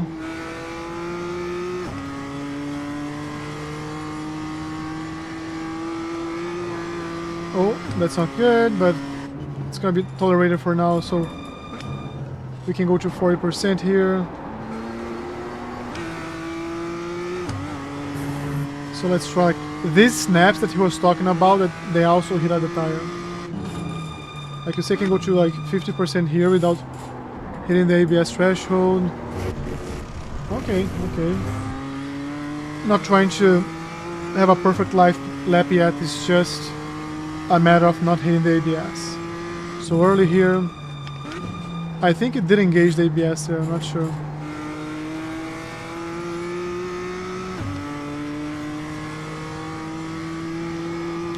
Let's go early on the brakes here.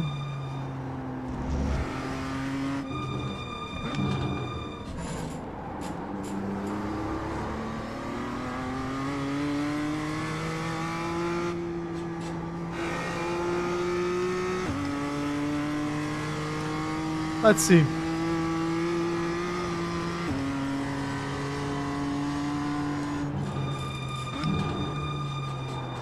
Yeah, like, I do have one actually. You know, like let's see if we can set it up now. I was gonna do like offline. I do have one that is installed. I just find like it very loud. And because we're gonna talk about hardware next week, maybe I'll just turn it on right now. Let's see. Like because in the beginning my dog used to be like next to me, he'd be afraid of that, and it's very loud, it's annoying. And I'll have to close caps because caps are annoying as well. Let's see here. ABS. Can I brake? Can I test it? Where's the test? Just brake. There's a test button here somewhere. Where is it? Calibration maybe? Automatic calibration.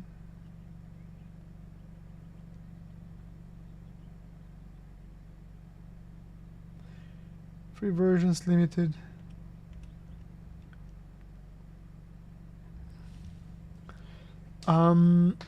Where do I test this? I know there is somewhere I can test this.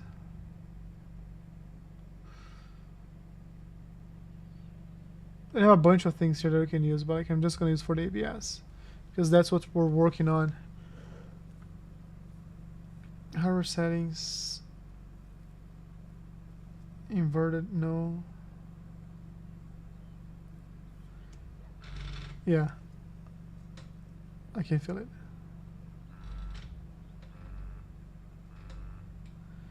So testing frequency, let me do 20 Hertz, which it was in the other one.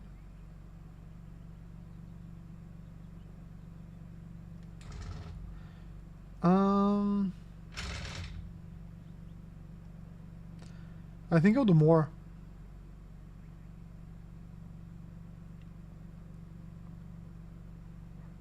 This one here?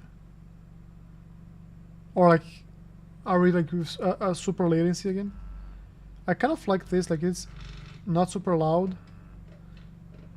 Let me do 40 and see what it feels like. 30. Let me like, no, I want to be like on the 40s.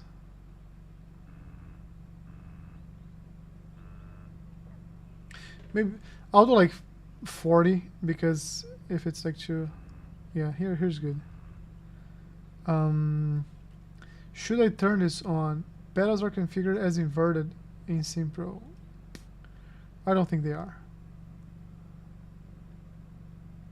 Yeah, like I think so. Oh, here.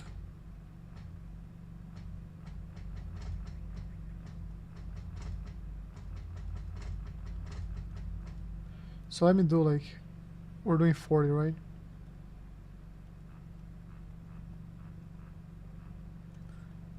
Let me see like a longer pulse, what that means.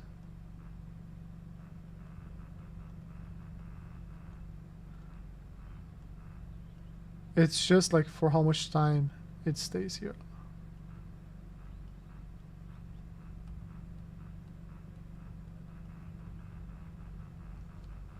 Okay, but for this to work, I think I have to launch iRacing through there.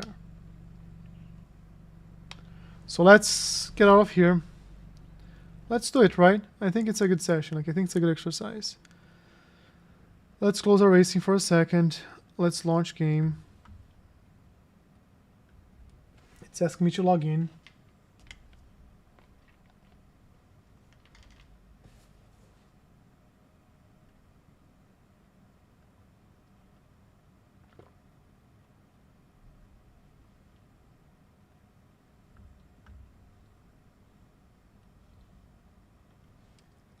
Did it launch?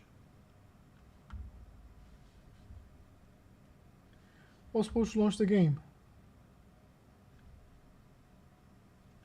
Come on, what's going on? Game config. Let me see if I do need to launch through here. I think so.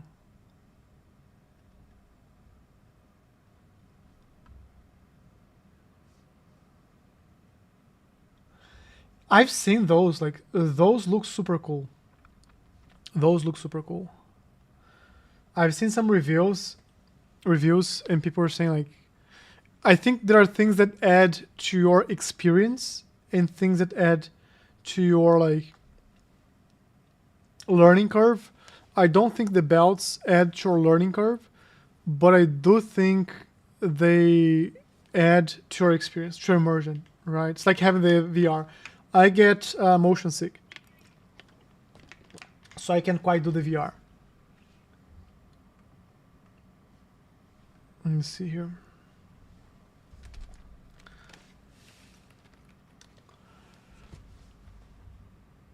Yeah, like, and this is practice, right? So that's practicing is annoying most of the time if you don't know what you're practicing. If you have something you're looking for, so I'm just trying, like as soon as I get out of here, let me see if it's working or if I have to do something else.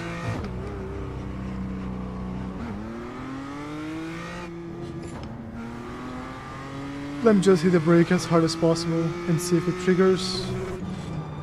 It did. It did trigger, so I don't need to... I actually don't need to do anything. It's already working. Let's use caps. Let me wear my gloves. So tomorrow I'm gonna be in Birmingham, Alabama for the Lemons race. I don't know if I'll be able to do a live stream that's meaningful. I'm gonna be doing like a lot of offline content. I will probably post some of this stuff on my Instagram, like on the From Reach Road Instagram. So remember, right now we're just trying to... Oh, no need to go to third gear here. Brakes here. No snapping.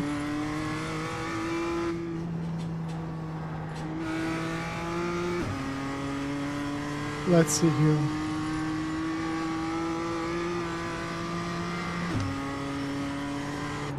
Right on the brakes. I felt it. We hit the ABS there. It's okay. Let's see if we can do less and less.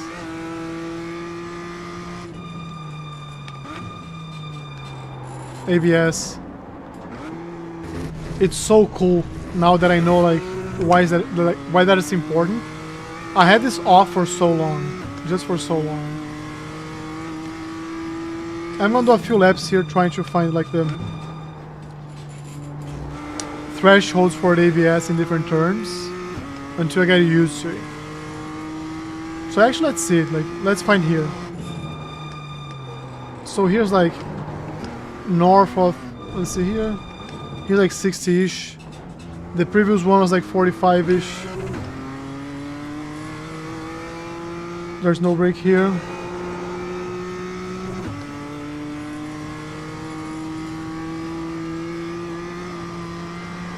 Let's try to find here. It was low 30s, like you see. The ABS just engages like whenever it wants to engage. It's interesting. Or we have to learn the ABS behavior. I'm gonna do some research on that. On why it, like, sometimes you hit harder the brakes and it doesn't engage, and sometimes like you just 10% and it engages. Like you see, like I went all the way to 60% here and it did not engage.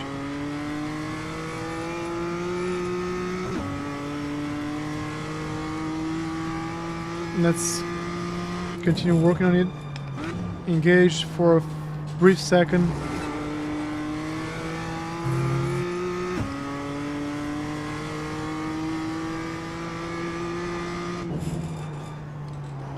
Engage twice.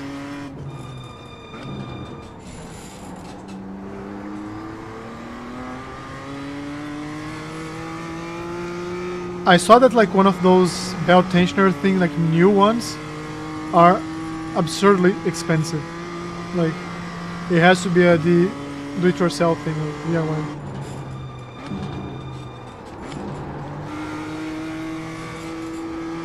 Okay, let's...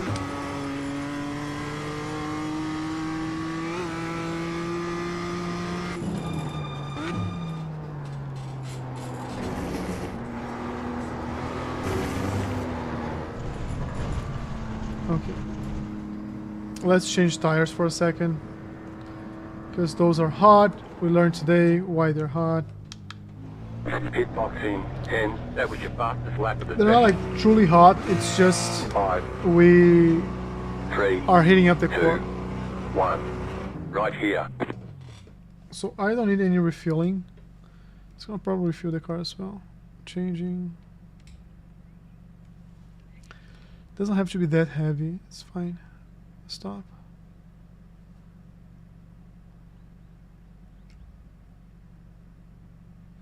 I'm like to 1. Or to 0. 0 is fine.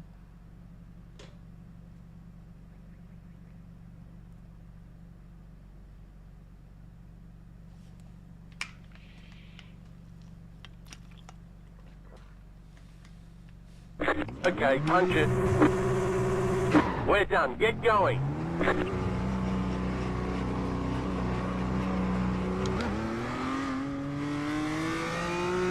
Alright. I'll do like the thing that I told you guys these days of like building it up as if this was a real thing. So let's just...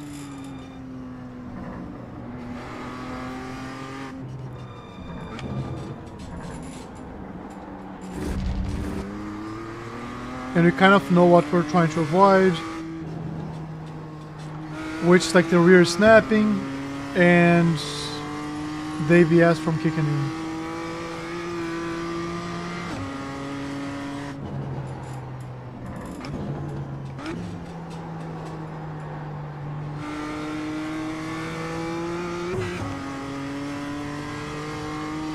We're gonna find it. We're gonna find it. So, super early on the brakes. I can go harder on the brakes here. We learned that. Little snap there.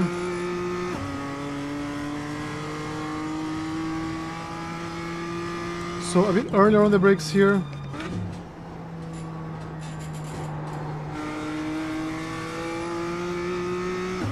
It did like engage the ABS. Again.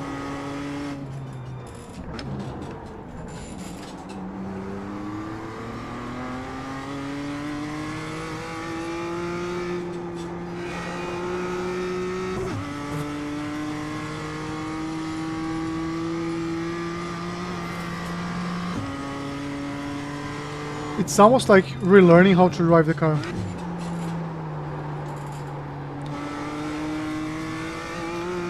It did engage like a couple of times here, very briefly. You know what, like instead of trying to be completely clean for now, I'll try to be like cleaner than I was before. More conscious. And then like we're gonna, instead of going like from a lot to 0, we're gonna build it up. Go early. We cannot go like above 40% here, good to know.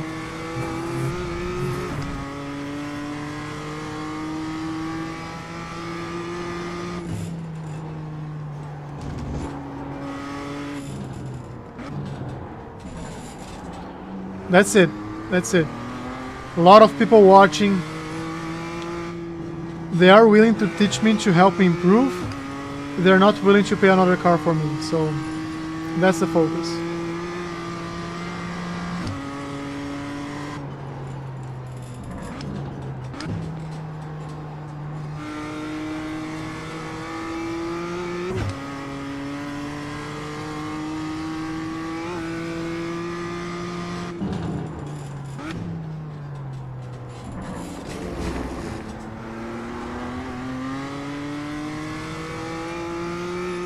Building it up, just building it up one lap at a time.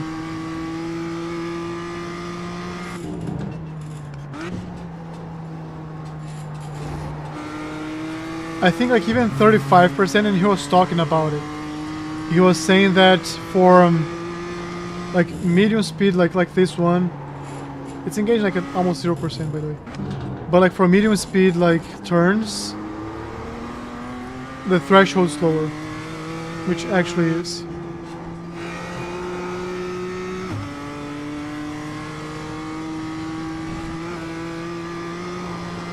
Hold the car, just hold the car.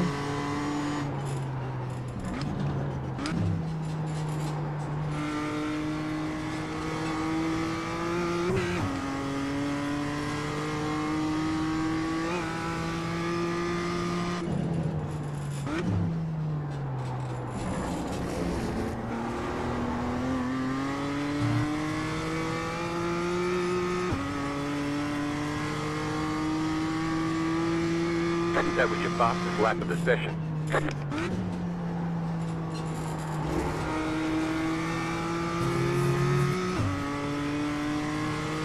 And it's funny, I'm not pushing the car. All I'm trying to do is control the brake, prevent the ABS from engaging. And we are like, yesterday for a long time, our time was like 104 something.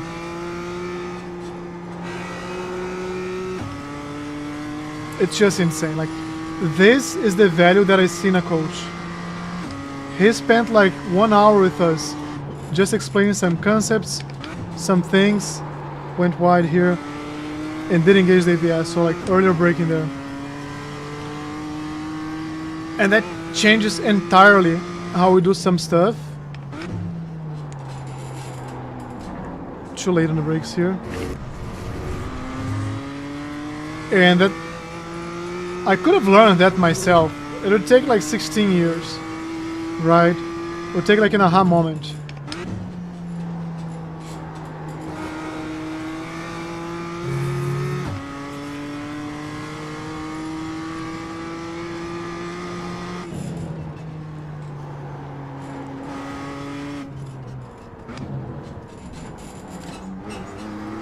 No sausage, remember? I was laughing yesterday, man. I was laughing yesterday when we learned that he doesn't use the sausage.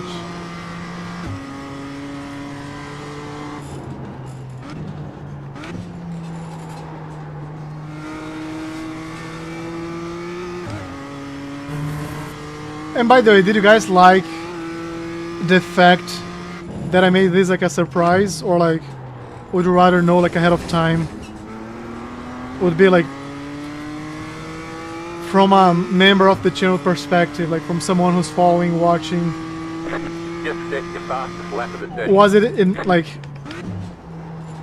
how can I say, was like a fair expectation to set, or like when I said surprise, we're expecting something else?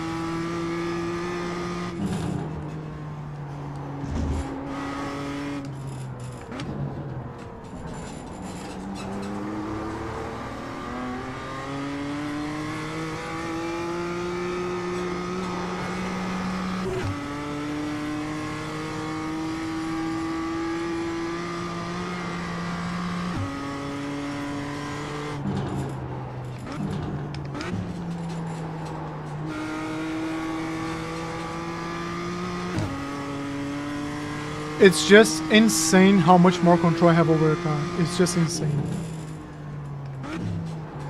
And I did like brake late here, and I was punished because I jinxed myself. But it's insane. It's insane. Believe me. This would be like, if you can clip this, this would be funny. Because I just said, yeah, I have more control and I spin like 5 seconds later. Yeah, like, can he introduce himself in the very beginning?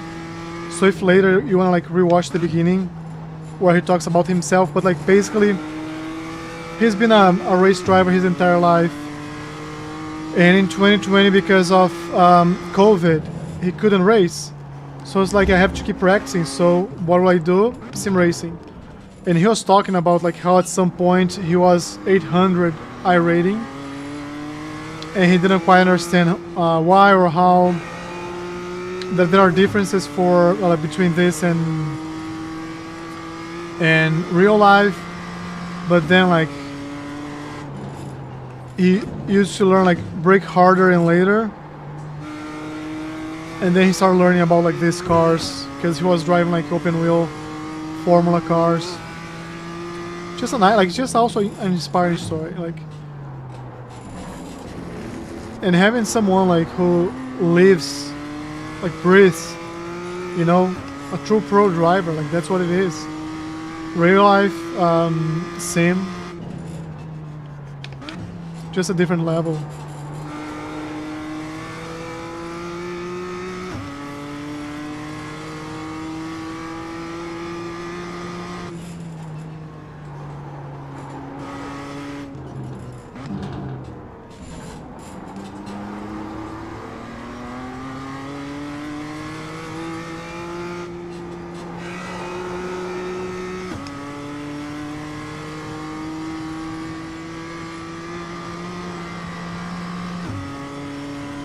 Early on the brakes.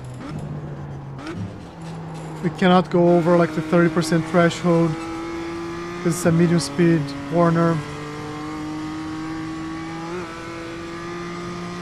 Here we can go more on the brakes without like actually hitting the threshold. Later on the brakes maybe. One other thing, like if we have the overlay, like the input overlay, one thing for you to look at is like the shape of your curves.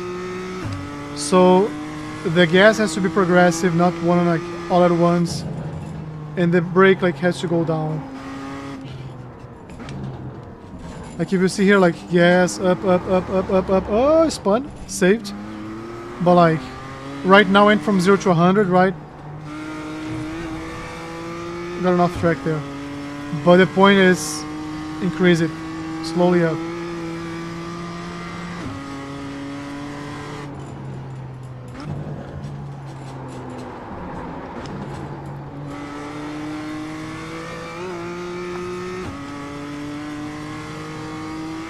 Yeah, thanks for the feedback. Like, really appreciate it.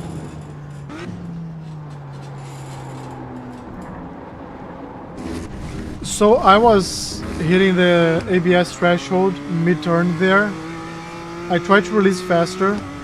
What I actually have to do is to brake even earlier.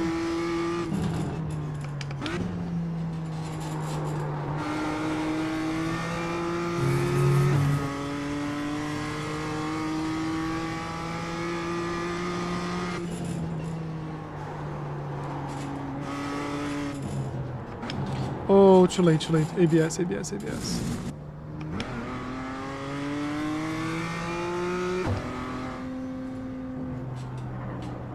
Yeah. Definitely a bad habit.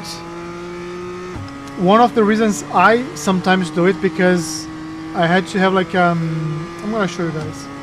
Because I just like used a lot of ABS in this last corner there. I wanna pit in and switch the tires. So let me stop and I'll show you.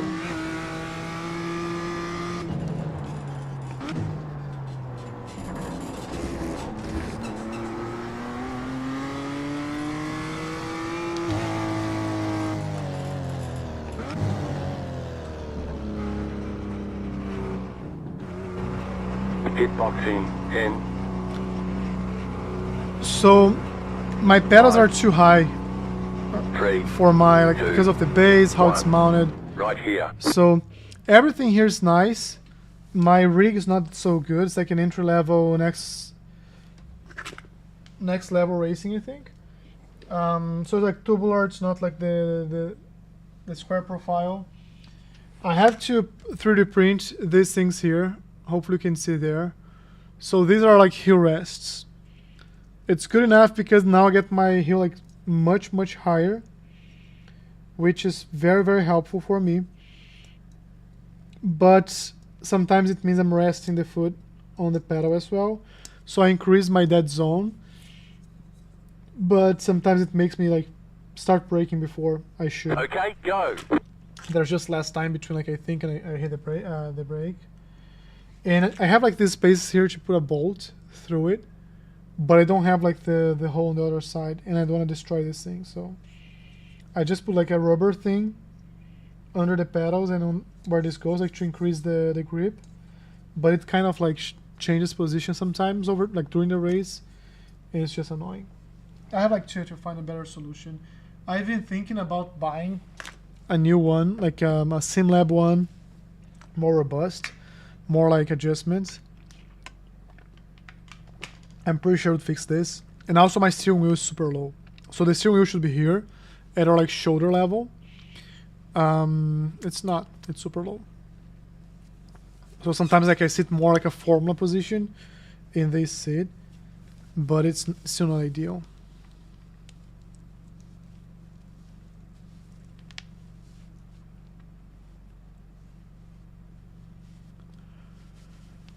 Yeah, like, you know, I kind of did the opposite. So my thought process was I'm gonna invest on the things I'm feeling that I feel that are impacting me the most. So I had the load. So the first thing was a PC. I was racing a Assetto Corsa offline on Xbox, my Xbox. I have some videos like from an external camera, like crappy videos, but those are my very early days. And like a couple weeks in, like 2-3 weeks in, I was like, I like this. I want to be able to race like online, not just by myself. So I decided to buy a PC. So that was my first investment. And I had bought like a used G923 for the Xbox. I was using the PC. And the only reason I switched it is because of the brake. Because I was learning about like the fundamentals of braking. But it's just very hard on that, like on those brakes because it's just distance. Is it impossible? No. I've seen stories of people being like world champions in those things. So, but like, if you can invest, why not invest on something that's gonna bring you closer to reality? So invest in the pedals. I'll buy like, I bought the pedals on Facebook Marketplace. Then I saw a deal when I was looking for the pedals. I saw a deal like on the Alpha U SimLab. I'm gonna make a video, if you guys want. I can make a video of my rig and the story behind it. So I bought those two together. And I bought like the wheel. I really want the Formula wheel, like the one, the Pro one that has the screen. I never bought it because there's no actual game. It's just super cool, right? It is very hard. It is very hard. The G920, like. So if you can invest or you want to invest on something, I would invest on a new pedal off the gate, and that's something I think it's worth like spending a bit more money. And if you go on Facebook Marketplace, you're gonna find like very good quality stuff that someone is just upgrading to something even higher quality. And instead of spending like, I don't know, $300, $400, $500, you get like a 30-40% discount. So it works. And you can take a look ahead of time, see like when you go there if it's worth, like it's if in good condition. Everything I buy from people, like everything I buy used, I buy from people who take care of their things. Like if I see it's not like in almost pristine, like new condition. So like for you to have like an idea, I wear socks. I bought like socks with rubber bottom to race because I don't want to like have my sweaty feet on my pedals, right? I wear gloves because I don't like my sweaty hands to be like destroying my steering wheel, right? So I wear gloves, all those things. So I take care of my stuff and I only buy from people who take care of their stuff. Long way of saying, definitely the pedals were my first like really real, after the PC, my first real upgrade. The base came because I was switching the pedals. I saw the deal. Why not? I got super excited. And this is the Alpha U, so it's the top one, like the 23 Newton meter. And it was a good deal. And I was like, if I do this now, I won't ever have to upgrade this again. It's gonna last a long time. Unless I go pro and I notice like a 0.05% difference, I might go to something else. I like my wheel. It's a Formula style wheel.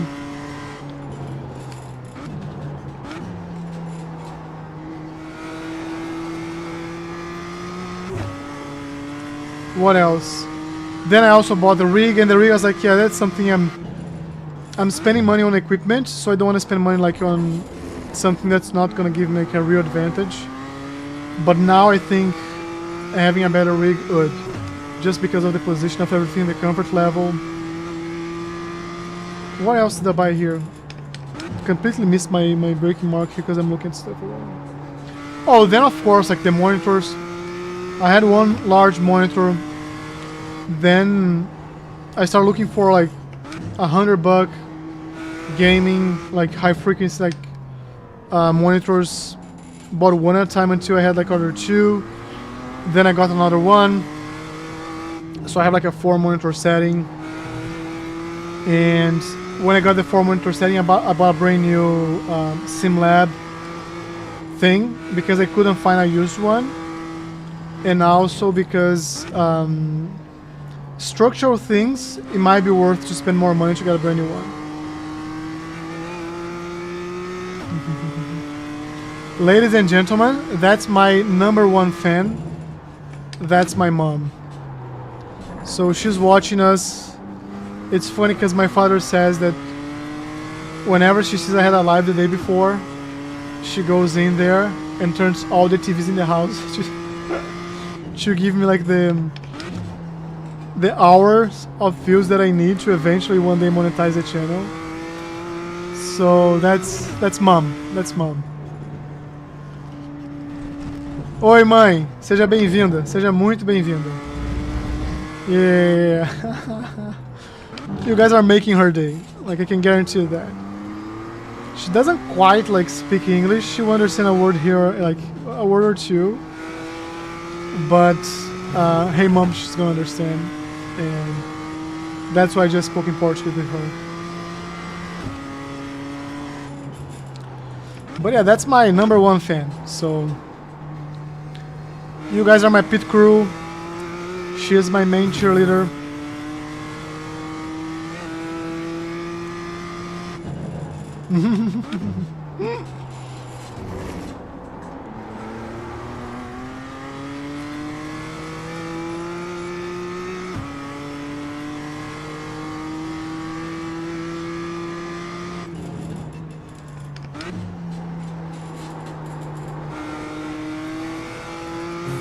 Let me see if I can push a bit. Just push a bit.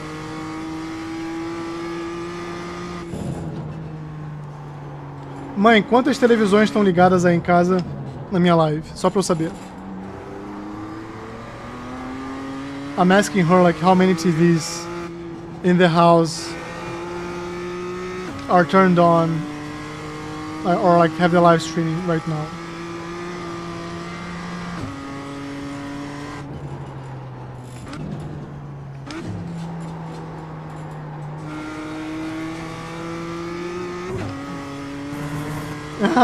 You see 3 TVs. Who needs to buy bots when you have a mom that turns on you on 3 TVs? Tá certo, mãe, tá certo. Obrigado. Muito obrigado. Muito obrigado. Amarra o papai e a Aline do teu lado aí pra assistirem também. Eu vou ficar mais uns 10, 15 minutos e vou desligar que amanhã eu tenho que viajar pra corrida. I'm telling her I'm gonna spend another 10, 15 minutes and then I'm gonna like turn it off because I have to prepare for tomorrow. I'm traveling, like it's gonna be a road trip.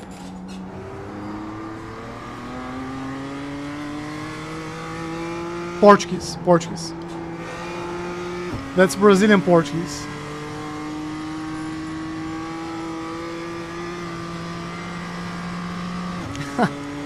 Tá bom, pode deixar.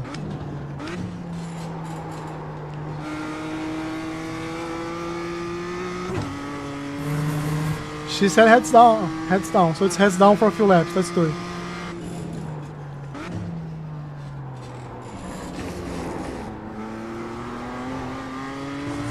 Let's see if we can do like a 103 something with this new braking style.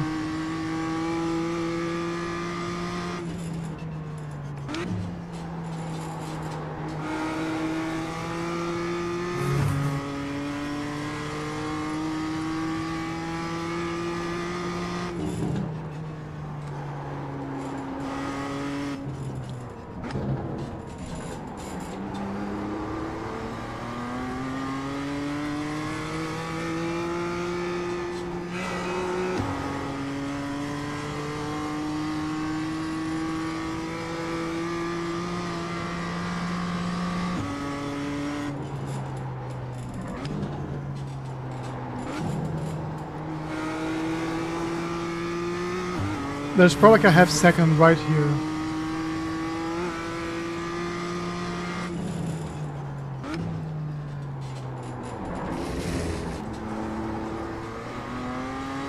Maybe 2/10 here.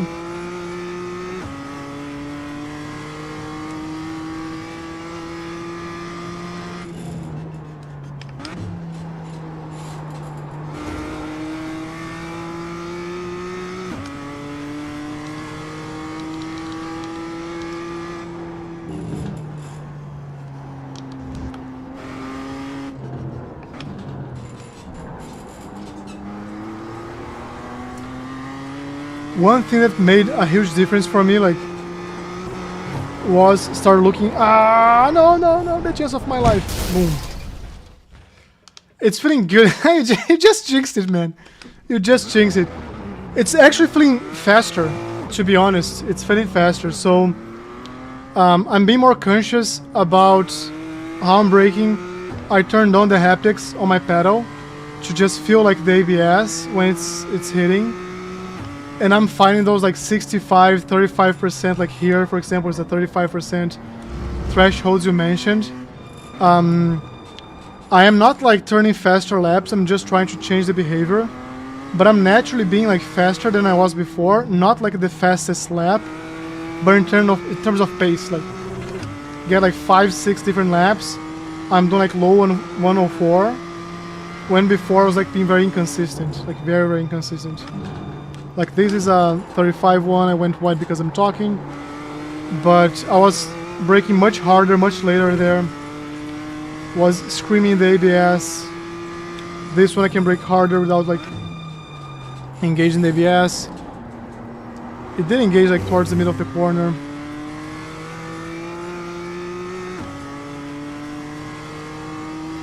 Okay.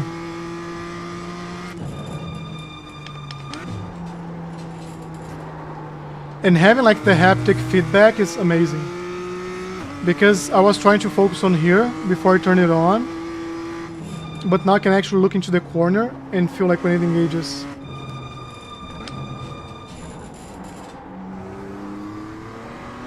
Okay. Good to know. Because the first few laps I was trying to avoid at all costs and going back to the pit box. And I just decided like I'll tolerate some. Good to know. Thank you.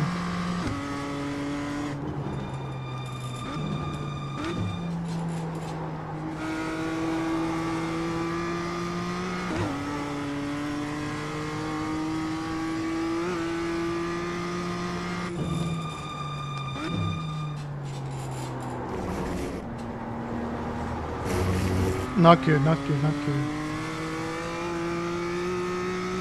But the other thing is also like no second gear anymore.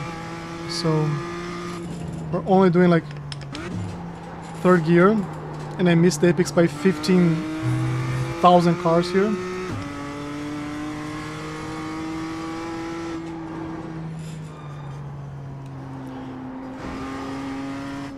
I feel like by next week's race I'll be like consistently doing the 103 something, like maybe mid 103, maybe like low 103.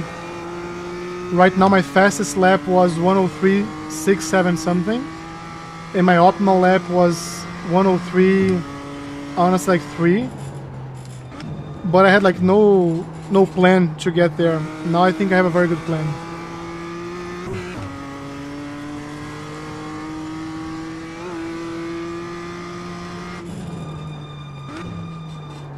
Like here's where I either go long, like you see, braking earlier there. Gotta brake earlier there.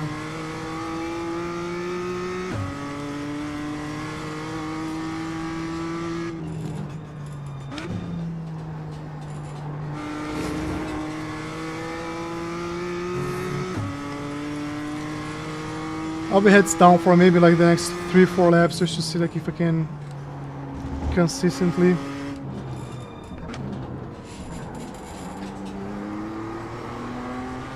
improve the pace here.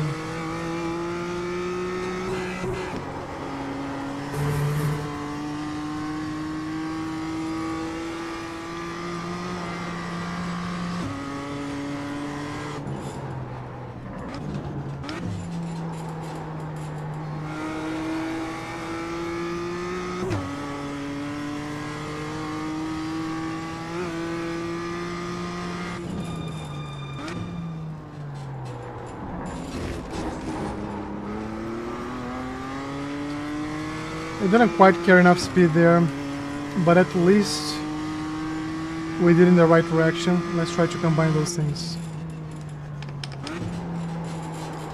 Another apex missed by 15 cars.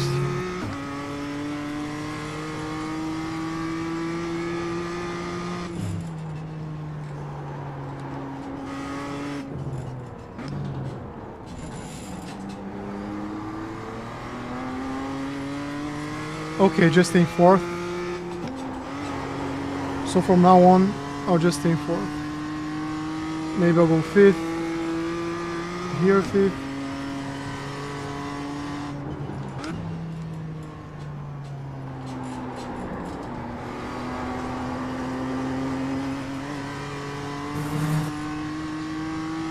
Yeah,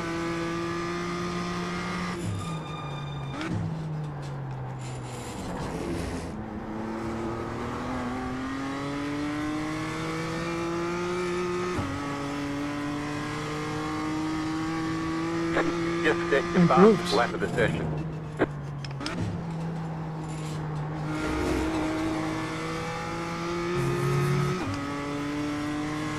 Small things. Those are the small things. It's amazing how like just a small adjustment changes a lot. Like here I missed the apex now. Ah. Went too slow as well. Here I'm trying to lift like way less. I saw you were lifting like to 80%. It's just very hard for me to have that sensitivity at this point. But I'll work on that as well.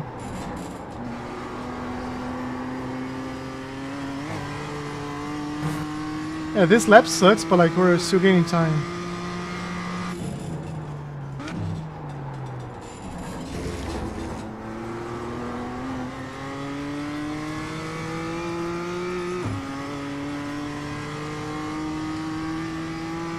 Just stick to fastest lap of the session.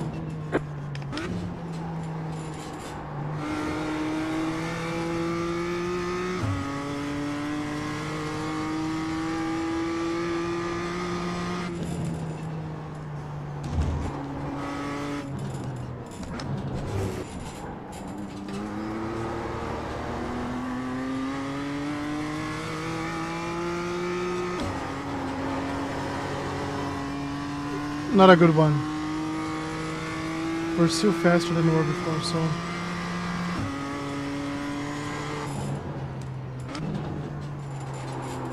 Oh, long. Okay. Wasn't quite good. I have to focus on braking on the right points as well. Sometimes I think about the gear too much.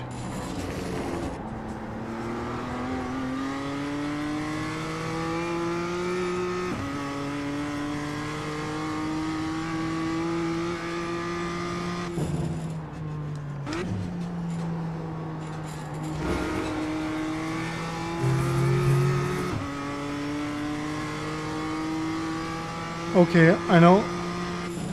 I think it's right before like that one that we cut off, right?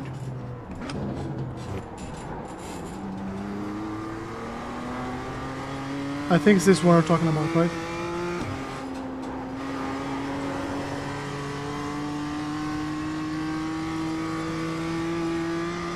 I still can carry more speed there, but I think like shifting early does help.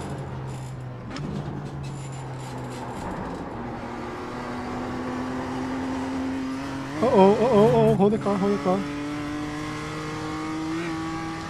Maybe I went on the gas like too much too early. ABS hit here.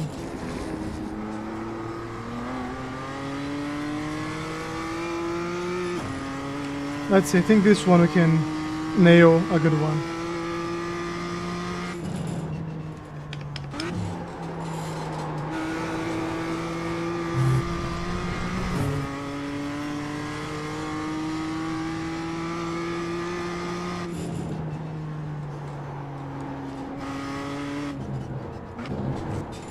Oh, ABS.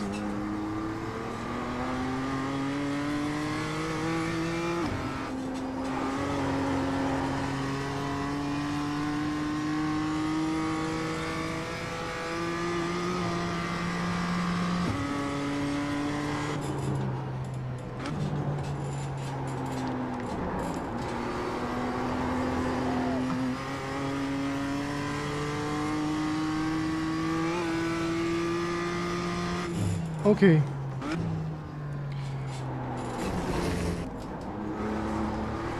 Okay.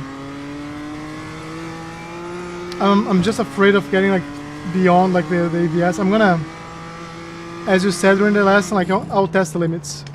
Let's see like what the limits there.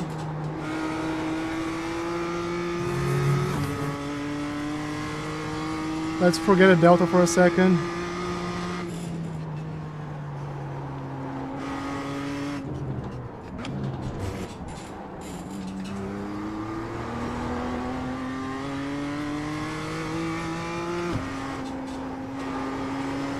Better, much better. Okay, let's go for the harder braking here.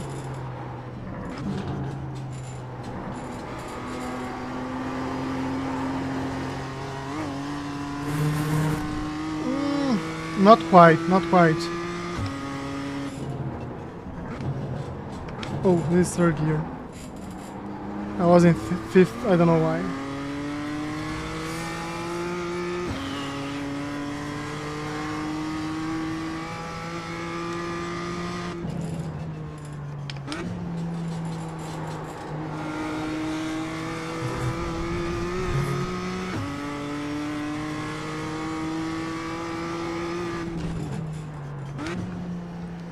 Oh, this is fourth gear, damn.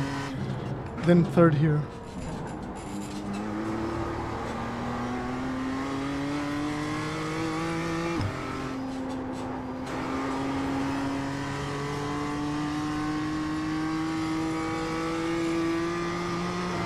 Yeah. And like braking more consciously, like makes you more conscious about the entire turn, like the entire corner, in my opinion. That's been my lesson learned, like trying to implement the things that he said in the session. Like before, it was like braking zone, I'll brake as hard as I can, like hopefully it's gonna end up well, and then I'll try to figure out the exit.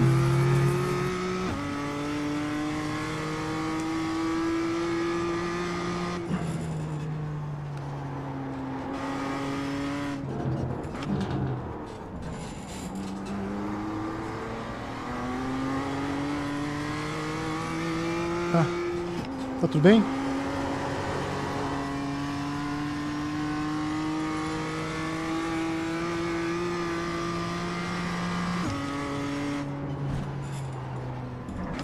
Yeah, we can use more brake pressure here without like flickering, and that's gonna bring us closer to the inside of the corner. Okay, that's not ideal. So let me see one thing here.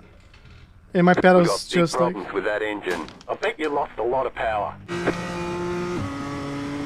So I think this is a good session. Let me see one thing here. Let's stop you because I don't want to go in the background. I want to see VRS, how my tire temp is compared to what was before. VRS takes some time to load, so we just have to bear with it. So let me close caps.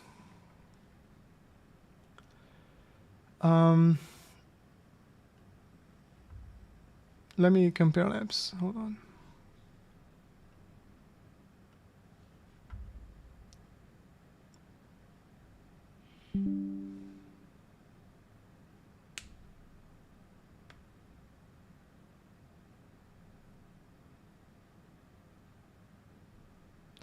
So does that like naturally like kick in the ABS?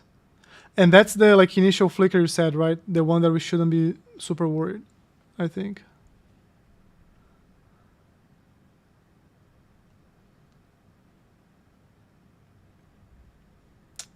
That's not what I want. I want to see my session here somewhere.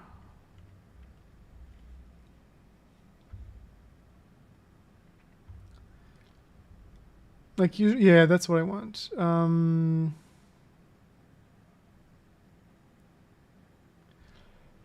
Analyze line, but I want to analyze line. So this was me. I don't care about my fastest. Let's see my lap 7 of this stint versus my own lap from yesterday.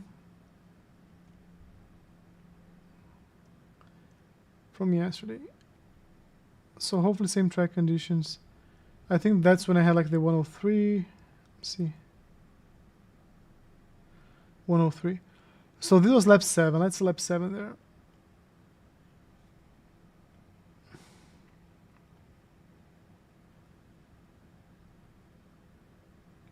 Sleep steering angle like with tires. So I think the higher one, the solid lines, are the ones that was like set up on the left, which is the previous one, and the right side is the most recent. So the dotted lines are the most recent ones. And like we can see here, left front much lower temperatures much lower. And then here, a little bit higher, but much lower. Here as well. Love it. Love it.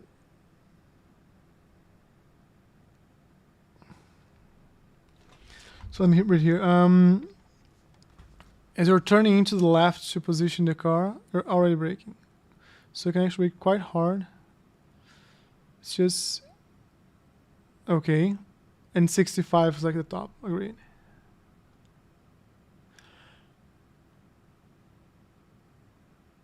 Yeah. So agreed. And I was trying to find like the right braking mark here, there, to slow down the car enough without hitting the ABS. And the problem wasn't like braking on a straight line, it was when I was turning in. If I had too much speed, like even trail braking, like or even releasing the brakes, was still like kicking in the ABS. But I can see like the difference here already. Like it's not quite as much as yours to mine. Like it was way higher mine, but I can see like in some points here, it's way lower. And it's same 7 laps, right? So it's not my fastest lap, same 7 laps.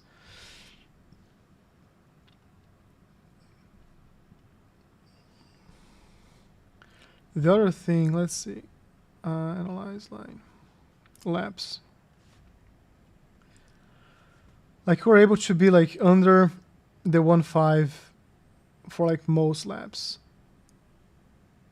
And like in this stint, there I was focused.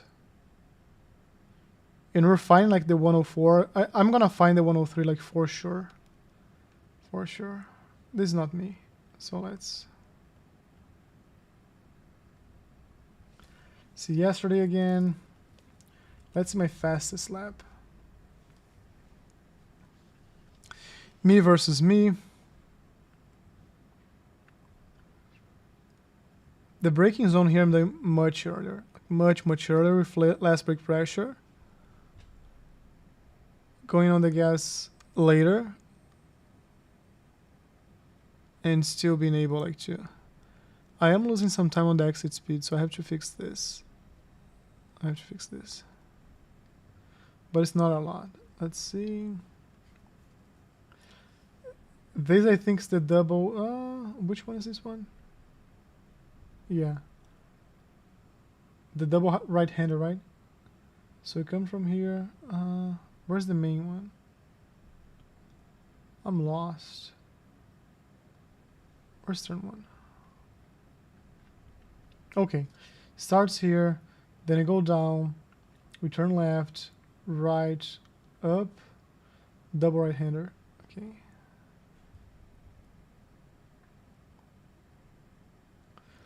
Much less brake pressure. Like this is barely hitting the ABS threshold. Like the 35% you said right here.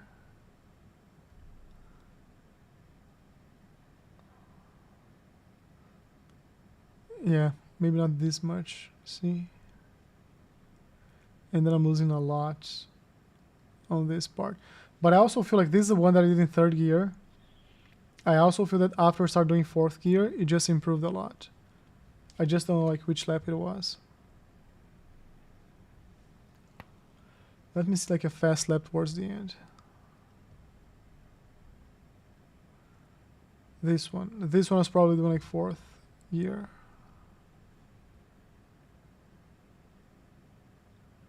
So full track, 5th, 4th, no 3rd. Yeah, I don't know which one was it. Oh, it's because it's still loading. Like VRS has this thing that takes forever to load something. Let me refresh it.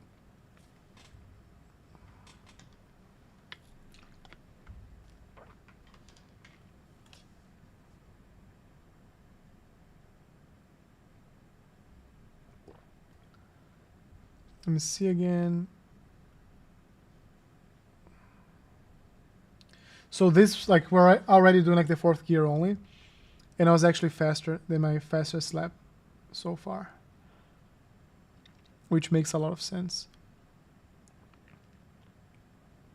And it's not like we're braking super hard, but we're braking for longer. So braking earlier, carrying it for longer. Maybe this shape should not like look like this. Should be like maybe higher and then go lower. But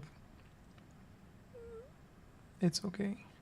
So here, like what you said as well, like the gas to be like more linear instead of like a huge up and then. Let's see. Like the entire time I lost is here. If you see like my delta is like 30 like 0.4 and 0.375 was right here. So kind of same exit speed. This is the down part. Okay. We're losing time here after here. Losing time after here.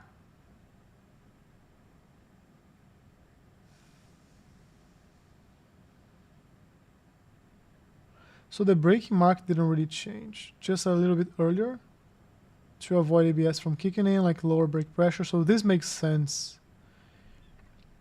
Maybe what's not making so much sense is here I was pushing the car, like even having the wheel more turned to the left, I was pushing the car earlier. So I can like hit the gas a bit earlier to carry more speed, like to bring more speed here. And maybe it's gonna bring like few meters back the braking zone, but I think that's gonna work well. And then I went like all the way at once on the gas.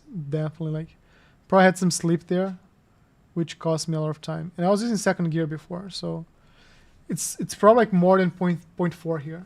If we do this right, it's gonna be double this. Like I can guarantee you. Just looking what I'm seeing here, it's gonna be double this. All right. All right, well, ladies and gents, really appreciate you joining the live today. Really appreciate Gianni for your coaching. Very good. I'm gonna say it's the best one I had so far. Laser focused on one concept, explained every single angle of that concept. Made sure I was understanding like the issue, like what causes it, what that results, like how that impacts my race and how to fix it. So really good. I have something to work on. I'll be working on this. I'll stop for 3 days because I'm going to be traveling. And tomorrow, the day after, and the next day, I'm going to be racing a Lemons race, at real life race. Super low competition, nothing like you're going to see Jenny doing. No sponsors, I pay like out of my pocket. But it's going to be fun. I'm going to be like sharing a lot on my Instagram, so make sure you guys follow there. Also, if you haven't joined our Discord group yet, our Discord server, make sure you do it. We have a lot of fun there. And that's my father. That's my father. So thanks, Mom. Thanks, Dad, for being here. Really appreciate it. Thanks, everyone who watched this live. And again, I'll put like Jenny's information on our Discord server if you guys are interested as well. And every Thursday from now on, we're going to have like this coaching session, same time, 8 p.m. EST. And everybody's more than welcome to join. And if you guys have questions, like just put in the chat. I can always ask him towards the end of the session. And yeah, that's it for today. I'll catch up with you guys later. So yeah, stay safe.